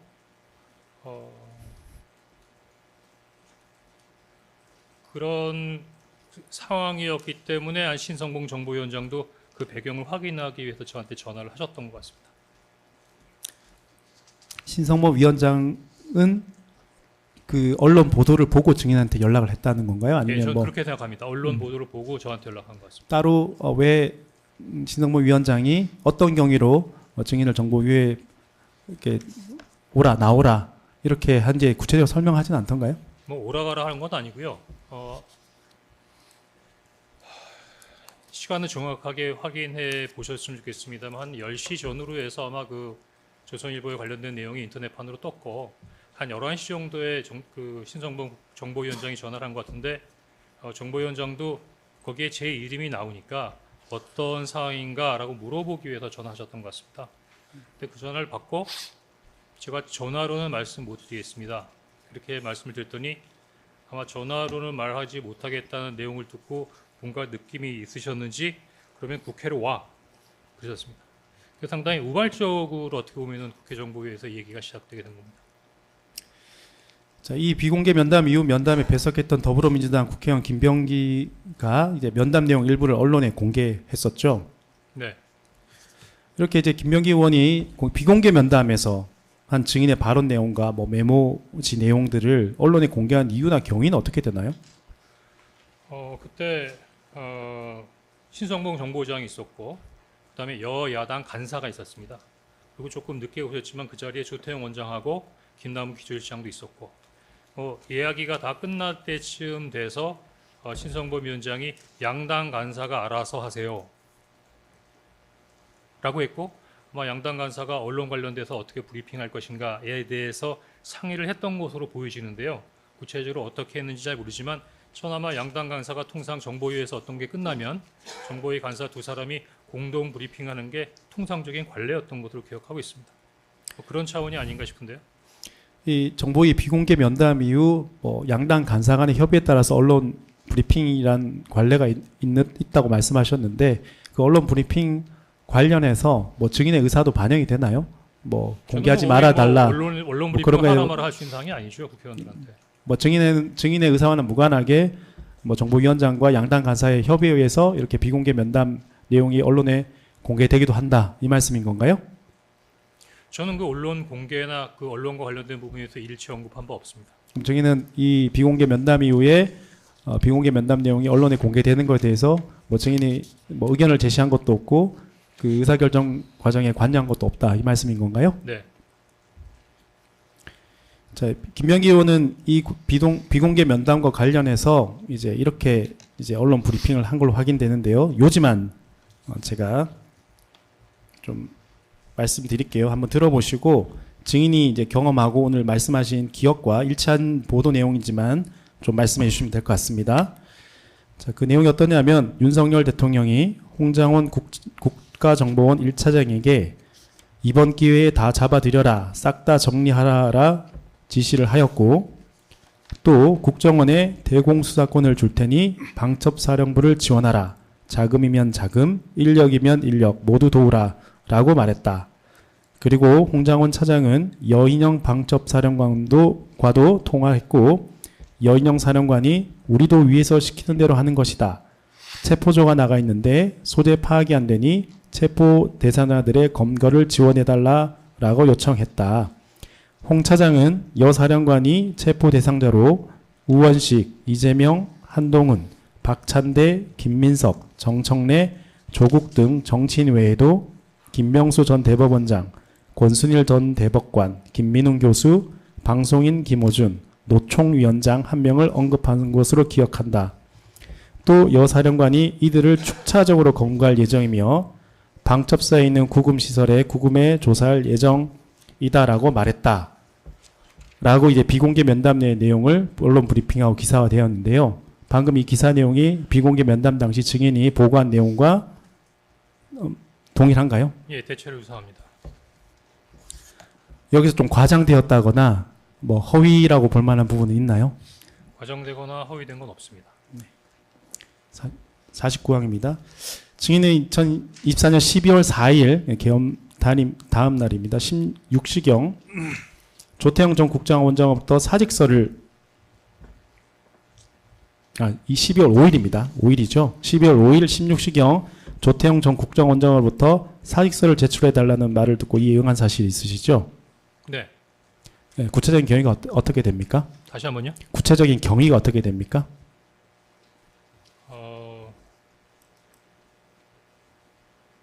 뭐 12월 4일이나 12월 5일이나 업무적으로 특별히 이렇게 바쁘게 돌아가지 않은 시간이었던 것 같은데 국정원장께서 원장실로 오라라고 하는 지시를 보좌관을 통해서 들었던 것 같습니다. 그래서 아마 16시경에 원장실로 들어갔는데 원장님 혼자 계셨고요. 이제 원장님 계신 소파에 마주 앉았는데 홍 차장 이번에 그 사직해 주셔야겠어요로 시작하셨습니다. 더 얘기해요? 네, 계속 말씀해 주시죠. 홍 차장 이번에 사직해 주셔야겠어요. 정무직들은 다 그렇잖아요. 그래서 제가 그냥 사표 내라는 얘기니까 그런가 보다 했고 인사계획관을 보내겠다라고 말씀하셨고 인사계획관에게 사직서를 제출해 주시면 된다라고 했습니다. 그런데 아무래도 마지막에 뭔가 하나 확인하고 싶은 내용이 들어서 이게 대통령의 뜻입니까? 라고 물었고 대통령의 뜻이다 이렇게 대답을 하지 않았지만 그러면 우리 정무직 인사를 누가 하겠습니까? 라고 얘기했기 때문에 저의 경질은 대통령의 뜻이다 라고 그때 이해하고 네 알겠습니다. 그리고 돌아와서 정확한 시간은 모르겠습니다만 인사계획관에 바로 사직서를 제출했습니다. 방금 증언에 따르면 49-1 조금 바꿔보겠습니다. 조태영 전 국정원장으로부터 증인이 사직해야 되는 구체적인 이유에 대해서는 듣지는 못했네요. 다시 한번요. 증인이 왜 사직서를 내야 되는지 구체적인 이유에 대해서는 듣지는 못했네요. 네, 못 들었습니다. 그리고 49-3항도 조금 바꿔서 보겠습니다. 결국엔 증인도 당시 왜 사직서를 내야 합니까? 라는 이유는 묻지 않고 단지 이게 대통령의 의사결정이냐 이것만 물었다는 건가요? 네. 그리고 이제 조태영 전 국정원장이 이를 긍정하는 취지에서 뭐 정무직 인사든 정무직 인사는 뭐 다 정무직 인사를 누가 하나요? 근데 그 차장급 인사는 국정원장이 하지 않습니다.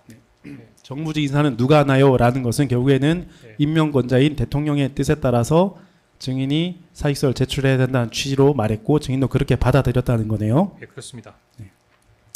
49-4항은 생략하겠습니다. 이에 대해서 조태영 전 국정원장은 이렇게 설명하고 있어요. 2024년 12월 4일입니다. 4일 오후경에 1차장 증인께서 국정원장 자신에게 이재명 대표에게 전화 한번 하시죠 라고 말한 것이 정치적 중립 위반이라고 판단해서 국정원장 자신이 윤석열 대통령에게 교체 건의를 한 것으로 국정원장 자신이 1차장 증인을 경질한 것이다 라고 설명하고 있는데 조태용 전 국정원의 말이 사실인가요? 그건 제가 알 수 없죠. 요 설명 내용은 어디에 있는 건가요? 그러니까 조사 수사기관에서 얘기인가요? 뭐 법정에서 얘기? 네, 검찰 조사 때 조태용 검찰 진술 내용입니다. 예. 네.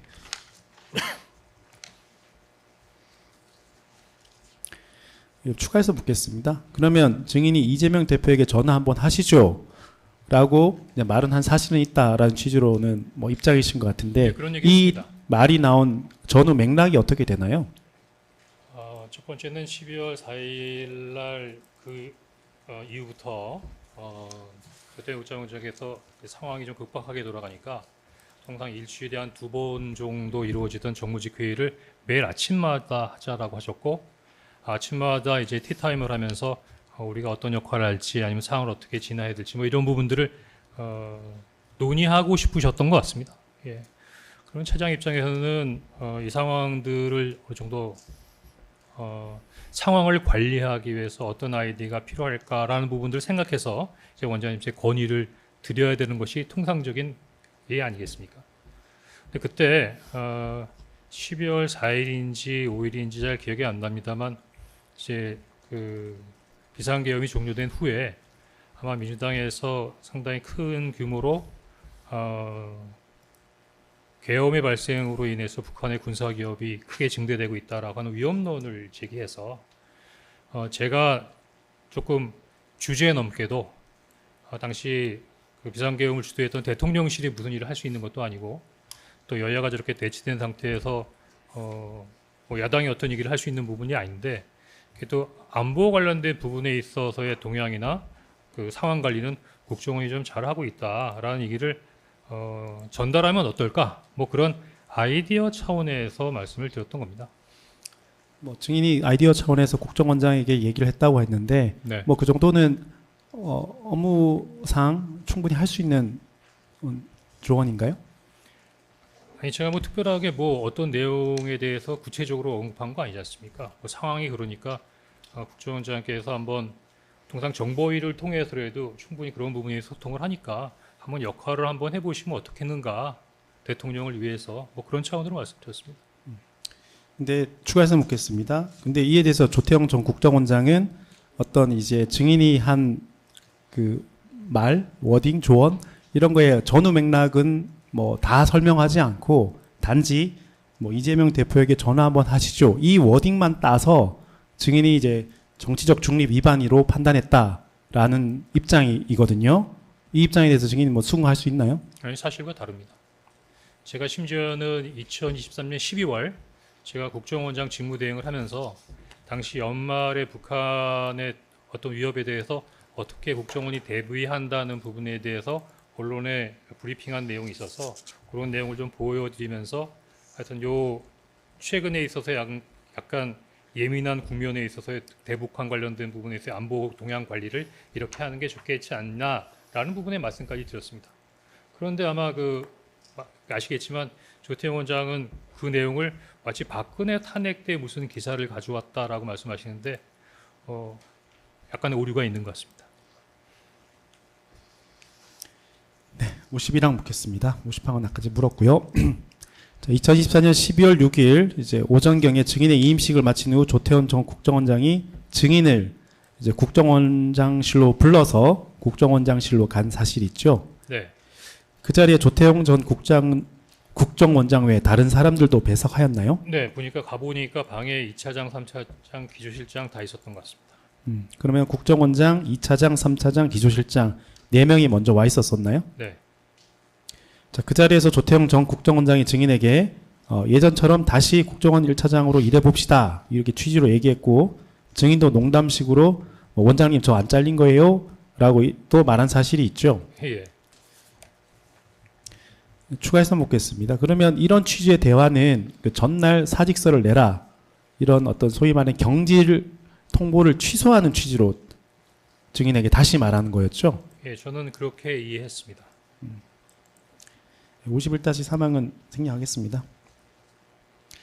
그런데 이제 2024년 12월 6일 오전에 이제 조태영 전 국정원장이 증인의 경질 결정을 취소하는 취지로 말을 했다는 거고, 뭐 증인도 농담으로 이렇게 뭐 받아칠 정도로 뭐 소위 말해서 좋은 분위기로 끝났는데, 그 이후에 이제 증인과 조태현 전 국정원장이 앞서 언급한 그 정보위원회 비공개 면담에 출석하게 된 거죠. 네.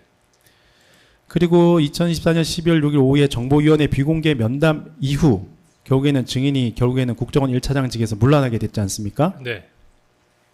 이게 오전에는 다시 일해보자 이제 경질 취소 통보를 했다가 국회 정보위 면담 이후에 결국엔 다시 증인이 1차장직을 그만두게 되었는데요. 그 이유나 경위는 어떻습니까? 이유나 배경을 아무도 누가 설명해 준 적 없고요. 그날 저녁 한 6시인가 7시 정도, 한 7시, 8시 정도? 한 7시를 전후로 해서 저희 보좌관이 해임으로 인사 처리가 됐다라고 하는 인사 통보만 받았습니다.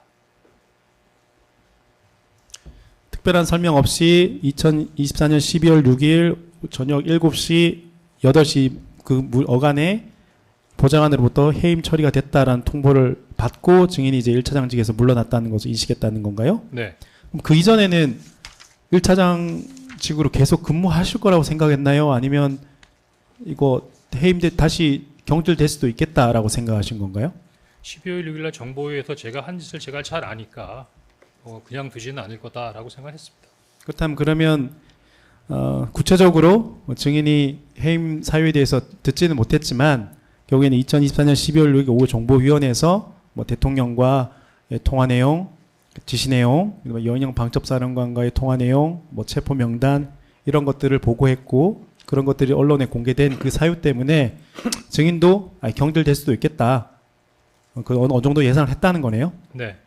그러면 증인은 뭐 아직도 2024년 12월 6일 오전에는 경질 취소 통보를 받았다가 그 중간에 있었던 정보위원회 비공개 면담 때문에 뭐 경질됐다라고 생각하시는 건가요? 네. 네. 52항 마지막 보겠습니다. 혹시 증인 이 사건 관련해서 더 하시고 싶은 말씀 있으면 말씀하고 주시면 마칠게요. 이미 진술 조서를 통해서 충분히 할 얘기 다 한 것 같습니다. 네, 주신문 마치겠습니다. 여기까지 하겠습니다. 예, 알겠습니다. 반대신문 조금이라도 준비 안 되셨나요?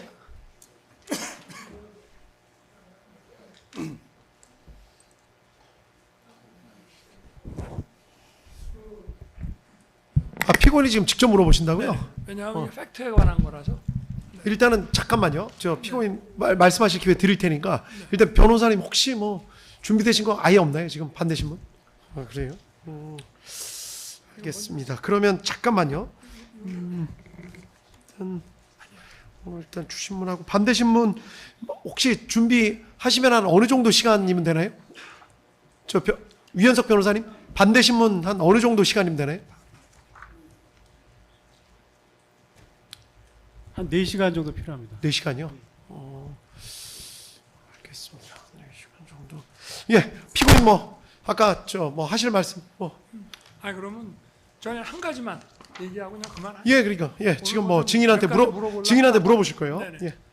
그 12월 6일 날 이제 우리 증인에 대한 마이크 좀 대고 말씀해 주십시오. 12월 6일 날 증인에 대한 해임 결재, 또 오호령 씨가 후임이었잖아요. 오호령 씨에 대한 임명 제가안은 이미 오전에 올라와서 내가 오전에 누를 수가 있었는데 한동훈 당대표가 나를 방문하러 온다고 해서 내가 아무래도 두 분의 무슨 관계가 있는 것 같아서 내가 한동훈 당대표한테 이 해임 제거하는 거를 보여주려고 아마 점심시간 약간 지나가지고 오후 1시 좀 넘어서 제가를 했는데 그거 못 받으셨어요? 오후 상황 가지고 지금 해임이 된 거라고 생각하는데 해임 절차라고 하는 거는 이미 인사혁신처 거쳐가지고 올라 그러면 시간이 많이 걸리고 이미 5일날 해임 통보가 가고요. 6일날 오전에 저는 그때 관저에 있는데 관저 전자결제 이걸로 증인에 대한 그 해임 제거안과 오호령 씨 그 후임자에 대한 임명 제거안이 이미 올라와서 내가 점심 무렵에 눌렀는데 그거 연락 못 받으셨습니까? 예, 그거 관련돼서는 누구도 설명해 준 사람이 없었습니다. 네, 알겠습니다. 예, 되셨어요. 뭐 더 물어보실 건 뭐. 예, 그 뭐 질문은 아니고요. 예, 윤곽근 변호사님. 반대신문 윤곽근 변호사님 반대신문과 관련해서 지금 조태용 전 원장에 대한 이제 조사가 진행이 돼서 이제 아니 잠깐만요. 저 증인한테 더 물어보실 게 지금 있으세요, 없어요? 지금 일단 다음 기회에 물어보실 거죠, 그러면? 예, 예. 아, 알겠습니다. 예. 증인께는 일단은 오늘 좀 한 번만 나오시게 해야 되는데 너무 죄송합니다. 아무래도 물어보실 게 또 많다고 또 막 그러시니까 너무 죄송한데 딱 한 번만 좀 더 나와주십시오. 대신 그때는 다 끝내도록 할게요. 그 혹시 핸드폰 보신 다음에 확인해 보시면 17일 날 혹시 가능하실까요? 17일은 재판. 17일은 지금 지난번에 불가능하다고 그래서 예, 예. 잠깐만요. 20 아, 20일이었죠? 저희가 정한 게? 잠깐만요.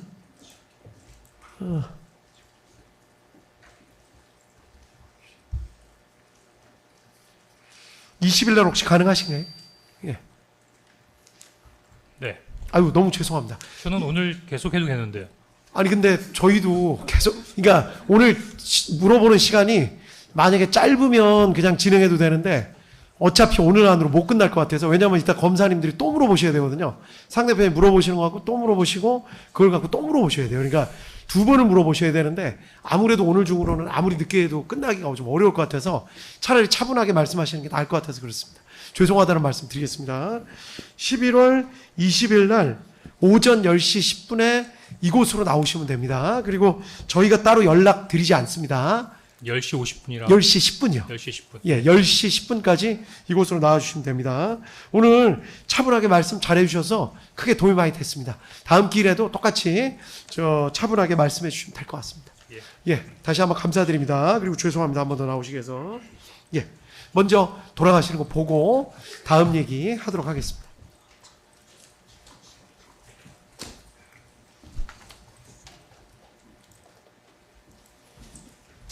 참, 너무 죄송한데, 제가 깜빡 까먹고 말씀드려요. 원래 오늘 끝날 줄 알았는데, 한 번을 더 하게 됐거든요?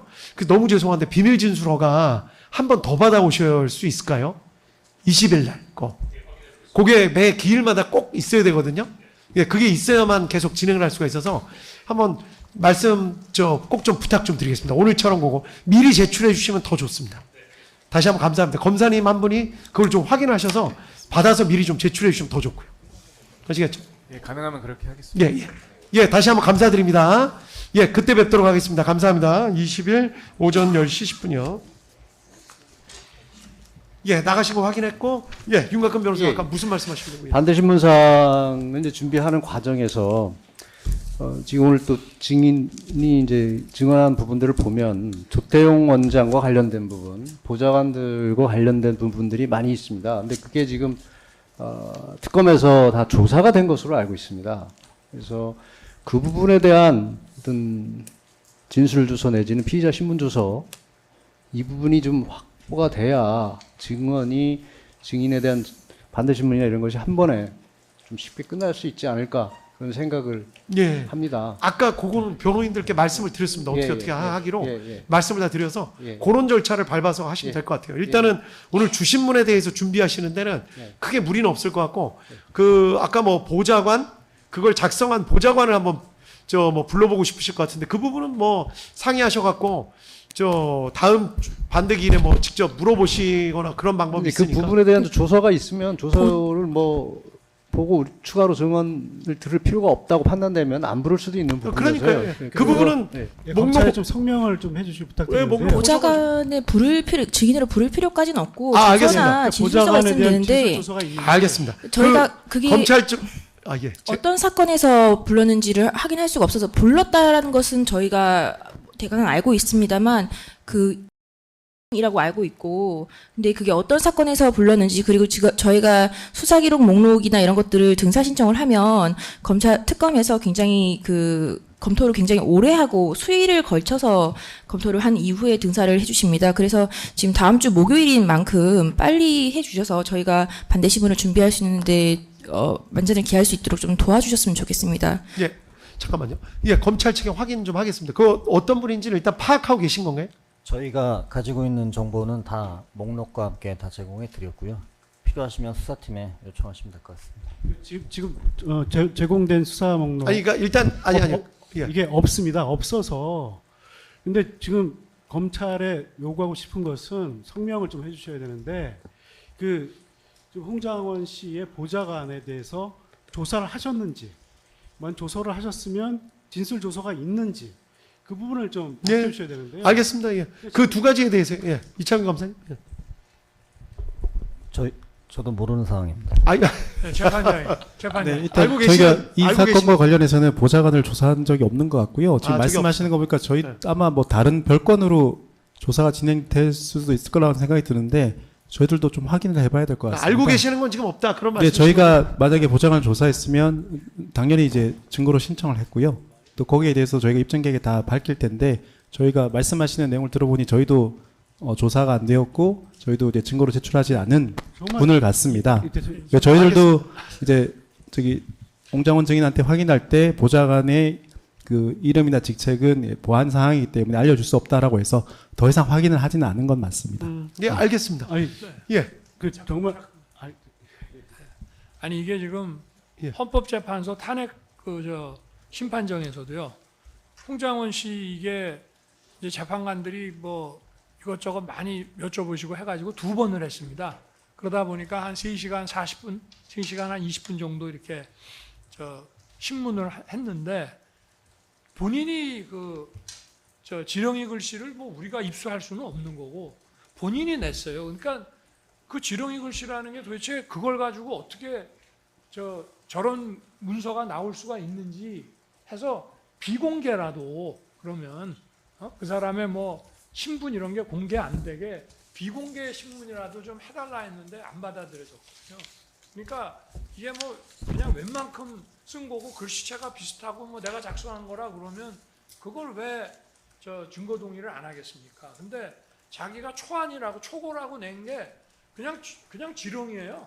누가 봐도 본인도 알아보기가 어렵게 그렇게 자기가 냈거든요. 그렇기 때문에 이제 이게 문제가 된 겁니다. 그러니까 네. 피고인께서는 뭘 이제 많이 지금 경험을 해보셔서 뭘 다 네. 알고서 말씀하시는데 재판부는 사실 지금 그러니까요. 이게 지금 무슨 말씀이신지 잘 몰라서 아니, 그래서 잠깐만요. 그래서 지금 약간 다른 얘기인 것 같아서 지금 말씀 좀 전에 검찰 말씀 들으셨죠, 변호사님들? 일단은 검찰 쪽 얘기로는 직접 뭐 조사를 하거나 확인한 바는 없다, 조서 같은 건 없다. 근데 다른 사건에 있는지는 모른다. 지금 그렇게 말씀하시는데. 근데 다른 사건이라는 것이 예. 특검의 사건일 텐데요. 예. 특검도 뭐 부서별로 서로 뭐 장벽을 쳐가지고 다른 수사 내용을 모른다는 것인지 좀 이해하기 어렵고요. 지금 이 사건에서 가장 중요한 그 홍장원 관련해서는 그 1차 메모를 어떻게 작성했고 어떤 식으로 작성했는지 그리고 2차 메모가 어떤 식으로 작성했는지에 대해서는 그 보좌관의 진술이 가장 중요합니다. 근데 그 보좌관에서 조사를 안 했다는 것은 진실을 덮겠다는 거죠. 이해할 수 없습니다. 한번 아니 그래서 필요하시면 나중에 보자고. 저는 왜 이렇게 흥분하시는지 이유를 모르겠는데 흥분하는 게 아니고 아까 제가 말씀드린 게 그래서 보좌관 반대 신문 해보시고 필요하면은 보좌관 증인으로 뭐 신청을 하시거나 그러면 되죠. 아니 기사도 예. 많이 나서 예. 홍장원 지렁이 이렇게 치시면은 본인이 낸 초고가 다 뜹니다. 네. 아유 저희가 이거 다 증거에 의해서 아니 증거에 의해서 하는 거죠. 증거에 의해서 하는 거지. 뭐 그런 말씀 주신다고 그럴 수는 없는 거고 제가 아까 분명히 말씀드렸는데 확인했을 때는 해당 문제는 일단 적어도 특검 측에서 아는 한도는 뭐 다른 사건 관련해서 모르겠지만 본인들이 확인하거나 조사한 바는 없다. 요게 대답이시고 그래서 나중에 반대 신문 해보신 다음에 필요하다고 생각되면 증인으로 신청하시면 되는 문제 같은데요. 지금 막 그거 가지고 말씀하실 건 아닌 것 같은데.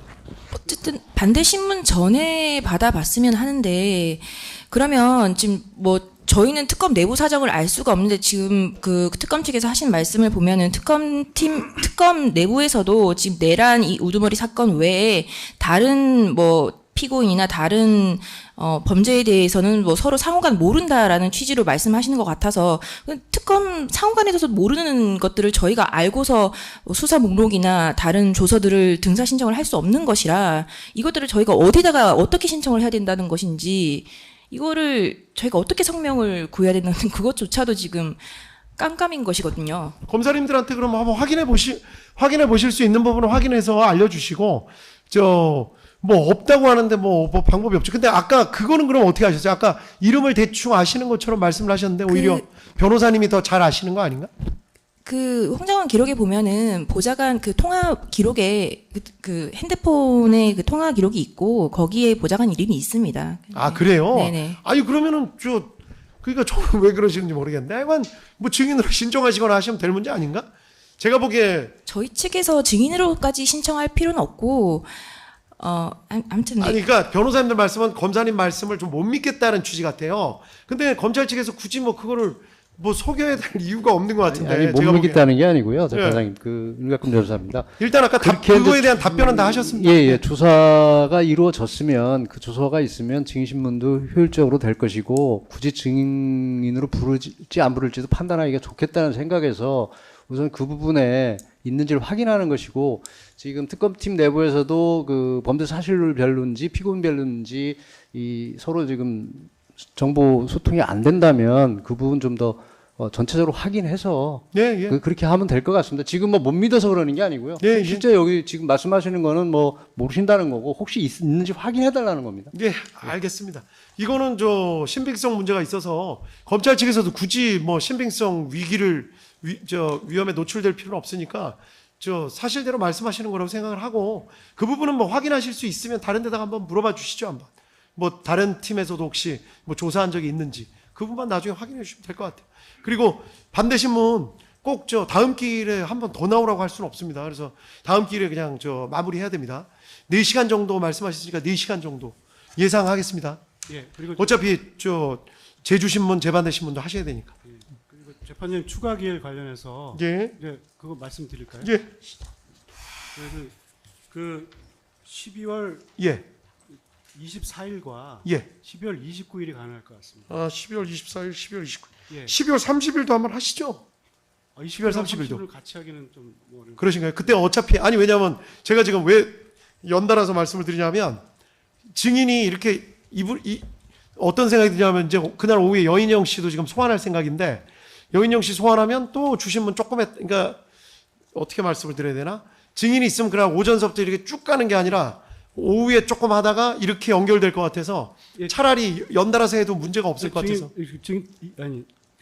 기일에 대해서는 두 기일을 말씀하셨기 때문에 24일과 29일을 말씀드렸는데 알겠습니다. 29일 하고 또 30일 한다는 건 조금 변호인들이 준비할 시간이 없어요. 알겠습니다. 그럼. 대신 이제 지금 주요 증인에 대해서는 검찰이 예. 그 증인 신청을 했고 저희들도 아마 그 주요 증인들에 대한 반대 신문 정도로 저희들 이제 변론을 할 것 같고 저희들이 한두 명 증인 신청을 해서 한 2길 정도 저희들은 이제 증인 신문에 필요할 것 같은데 그렇다면 지금 나와 있는 증인들에 대해서 재판부께서 그 심리 계획을 짜주시길 부탁드립니다. 아예 알아서 말씀을 드리겠습니다. 그래서 한 1월 달까지 1월 초순까지 마치신다고 하시니까 그 1월 달까지 기일을 정하신 다음에 어느 기일에 어느 증인을 증인 신문하고 주신문 시간은 몇 시간이고 반대 신문 시간은 몇 시간이다.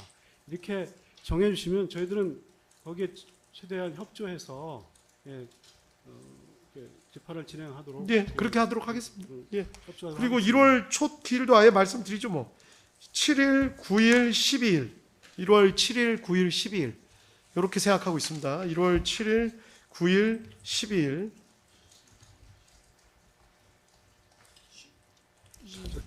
(1월 7일) (1월 9일) (1월 12일) 그리고 예비기일로 14, 15도 생각하고 있습니다. 1월 14일, 15일 이렇게 7일, 9일, 12일 그리고 예비기일로 14일, 15일까지 14일, 15일까지 가면 안 되겠죠. 저희가 그 변호사님이 좋은 말씀 해주셔서 그거에 맞게 아예 계획을 좀 세워가지고 반대신문 시간을 그리고 주신문 시간을 일단 밝혀주셨거든요. 그거에 맞춰가지고 반대신문 시간을 적절하게 안배를 해서 말씀드리겠습니다. 반대신문 시간을 반대 시간만 조절해야 될 건 아니고요. 주신문 시간도 같이 시간 하겠습니다. 자체로 지금 하게 되면 1월 달까지 맞습니다. 그렇게 하도록 하겠습니다. 일단은 7, 9, 12, 14, 15 이렇게 생각한다는 거 알고 계시면 됩니다. 그리고 그 예. 1월 달에 지금 5기를 주셨는데요. 예. 변호사님. 저희가 실제로는 한 3길 안에 아마 끝날 예, 겁니다. 근데 변호인들 좀 의논을 해서 예. 그 1월 달 중에 불가능한 길이 있을 수도 있습니다. 다른 재판들도 예, 있어서. 예, 예. 그걸 좀 저희들이 20일 날까지 말씀드리도록 하겠습니다. 그래 주겠어요. 근데 요 길은 저희가 약간 양보하기가 조금 힘든데. 왜냐하면, 아유, 이게 다 잘 아시겠지만, 이게 중개 문제 때문에 법정을 쓸 수 있는 게 너무 제한이 돼 있어요.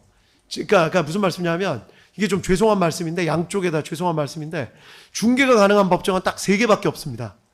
근데 중개를 지금 돌아가는 이 내란 특검, 뭐 무슨 특검 사건들이 자체가 지금 워낙 많아가지고, 법정 자체를 쓸 수 있는 시간들이 딱딱 정해져 있어요. 그래서 다른 날짜가 가능하시다고 해도 또 다른 날짜를 잡기가 좀 애매한 게 있습니다. 그러니까 그게 쉽지가 않아서 좀 그런 사정이 조금 있다. 뭐 변호사님들끼리 일정 정해 보신 다음에 가급적 여기 맞춰주시면 좋고, 정 안 되시면 기일이 조금 다른 재판부 기일을 양보받거나 저희 재판부 기일이 좀 뒤로 가야 되는데, 그렇게 되면은 조금 어려울 수도 있다. 그렇게 1월 14, 15는 어디까지나 예비적인 기일이니까 그건 그냥 참고를 하시고, 7, 9, 10일 지난번에 저 말씀드렸다시피 그 부분까지 좀 정해서 하고 재판 종결해야 되는 게 아닌가 싶습니다. 그 구체적인 심리 계획은 제가 저희 재판부에서 협의를 해가지고 짜가지고 말씀 올리겠습니다. 예, 그 정도로 말씀드리고요. 다음에 홍장원 증인신문 그대로 진행하고, 여인영 씨도 부르는 게 어떨까요? 조금이라도 하면 어떨까요? 검사님들 준비 가능하실까요? 그래서 슬픈 표정하지 마시고. 변호인들 반대 신문 4시간 말씀하셨는데 실제로 몇 시간 진행될지에 따라서 이제 증인이 헛걸음을 하게 되는 경우도 있을 수 있어서 그 부분은 좀 고려가 돼야 될 것 같습니다. 그럽시다. 그러면은 다음 기일은 일단 그럼 홍장원 씨 기일 진행하고. 재판장님, 저희들 홍장원 뭐 사실 쟁점이 이렇게 많지는 않습니다. 그래서 그래서 저도 그래서 예, 왜 반대 신문을 4시간 하시려는지 모르겠어요. 그런가요? 제가 보기에는 지금 말씀하신 것 중에 다툴 만한 쟁점은, 그러니까 아마 말씀하시는 걸로 들어봐서 다툴 만한 건 딱딱 정해져 있는 것 같거든요. 이게 그러니까 다른 증인들처럼 이 증인의 뭐 전체적인 딱 어떤 시간 동선이나 경위를 다 파악하고 싶어 하시는 게 아닌 것 같고, 저희 생각에는 신빙성을 다투고 4시간은 넘진 않습니다. 그래서 분명히 시간이 남을 텐데, 그래서 여인영을 좀 불러서 주신문을 진행해 주시면, 저희들 또 주신문 보고 반대 신문은 주신문에서 이루어진 걸 또 빼고 하게 되면 또 효율적으로 진행할 수 있을 것 같습니다. 그러면 혹시 검사님들도 다 준비하시기엔 좀 시간 부담이 있으실 테니까 앞부분이라도 조금 할까요? 진정성립이나 뭐 이런 거라도? 반대신문 추이를 좀 봐야겠지만, 또 제주신문도 그 반대신문 여하에 따라서 제주신문도 진행이 유동적이기 때문에. 알겠습니다. 예. 또 왜냐면 검사님들도 또 준비하는데 시간이 많이 걸리니까 그렇게 합시다. 증인도 또 나왔다가 너무 또 금방 돌아가야 될 수도 있으니까 다음에는 일단 홍장원 씨만 하도록 할게요. 홍장원 씨 하고, 짧은 증인 혹시 한 명 정도 할 사람 있을까요? 노재현 씨는 했고,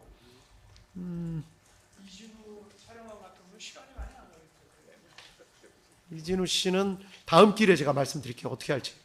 여인영 씨 다음에 할지 아니면 그 다음에 할지. 알겠습니다. 예, 이 정도로 말씀드리겠습니다. 안영욱이 있습니다.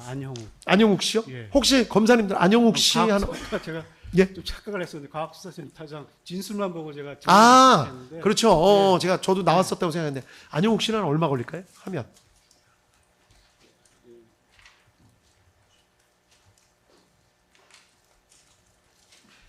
저희도 뭐 오래 걸리진 않을 것 같습니다. 그죠? 지금 갑자기 그럼 안영욱 씨만 부를까요? 예. 괜찮으세요? 40분 정도. 그러니까요. 최대 40분일 것 같습니다. 한 4시 정도에 소환해가지고 하죠 뭐. 그리고 대신 반대신문 가급적 3시간 정도에 끊어주십시오. 예, 가급적. 예, 이게 원래 이런 사건이 심리가 좀 무르익으면은 오히려 재판부에서 좀 끊어줬으면 하고 바라시는 또 그 단계가 있더라고요. 다음 기일에 안영욱 씨까지 하도록 하겠습니다. 주소 저희 받았는지 사무관님 확인하신 다음에, 아직 여유가 조금 있으니까 저희가 소환하겠습니다. 그날 4시 한 15분에 저희가 소환하겠습니다. 그날 4시 15분. 예, 오늘 재판은 이 정도로 마치고요. 쌍방 말씀하실 거 있으시면 말씀 듣고 끝내도록 하겠습니다. 예, 검사님들 뭐 말씀하실 거 있으세요? 예, 없습니다. 예, 변호사님들 말씀하실 거 있으세요? 예, 오늘 늦게까지 고생들 하셨습니다. 예, 오늘 재판은 이걸로 마치도록 하겠습니다. 다음 기회에 뵙도록 하겠습니다.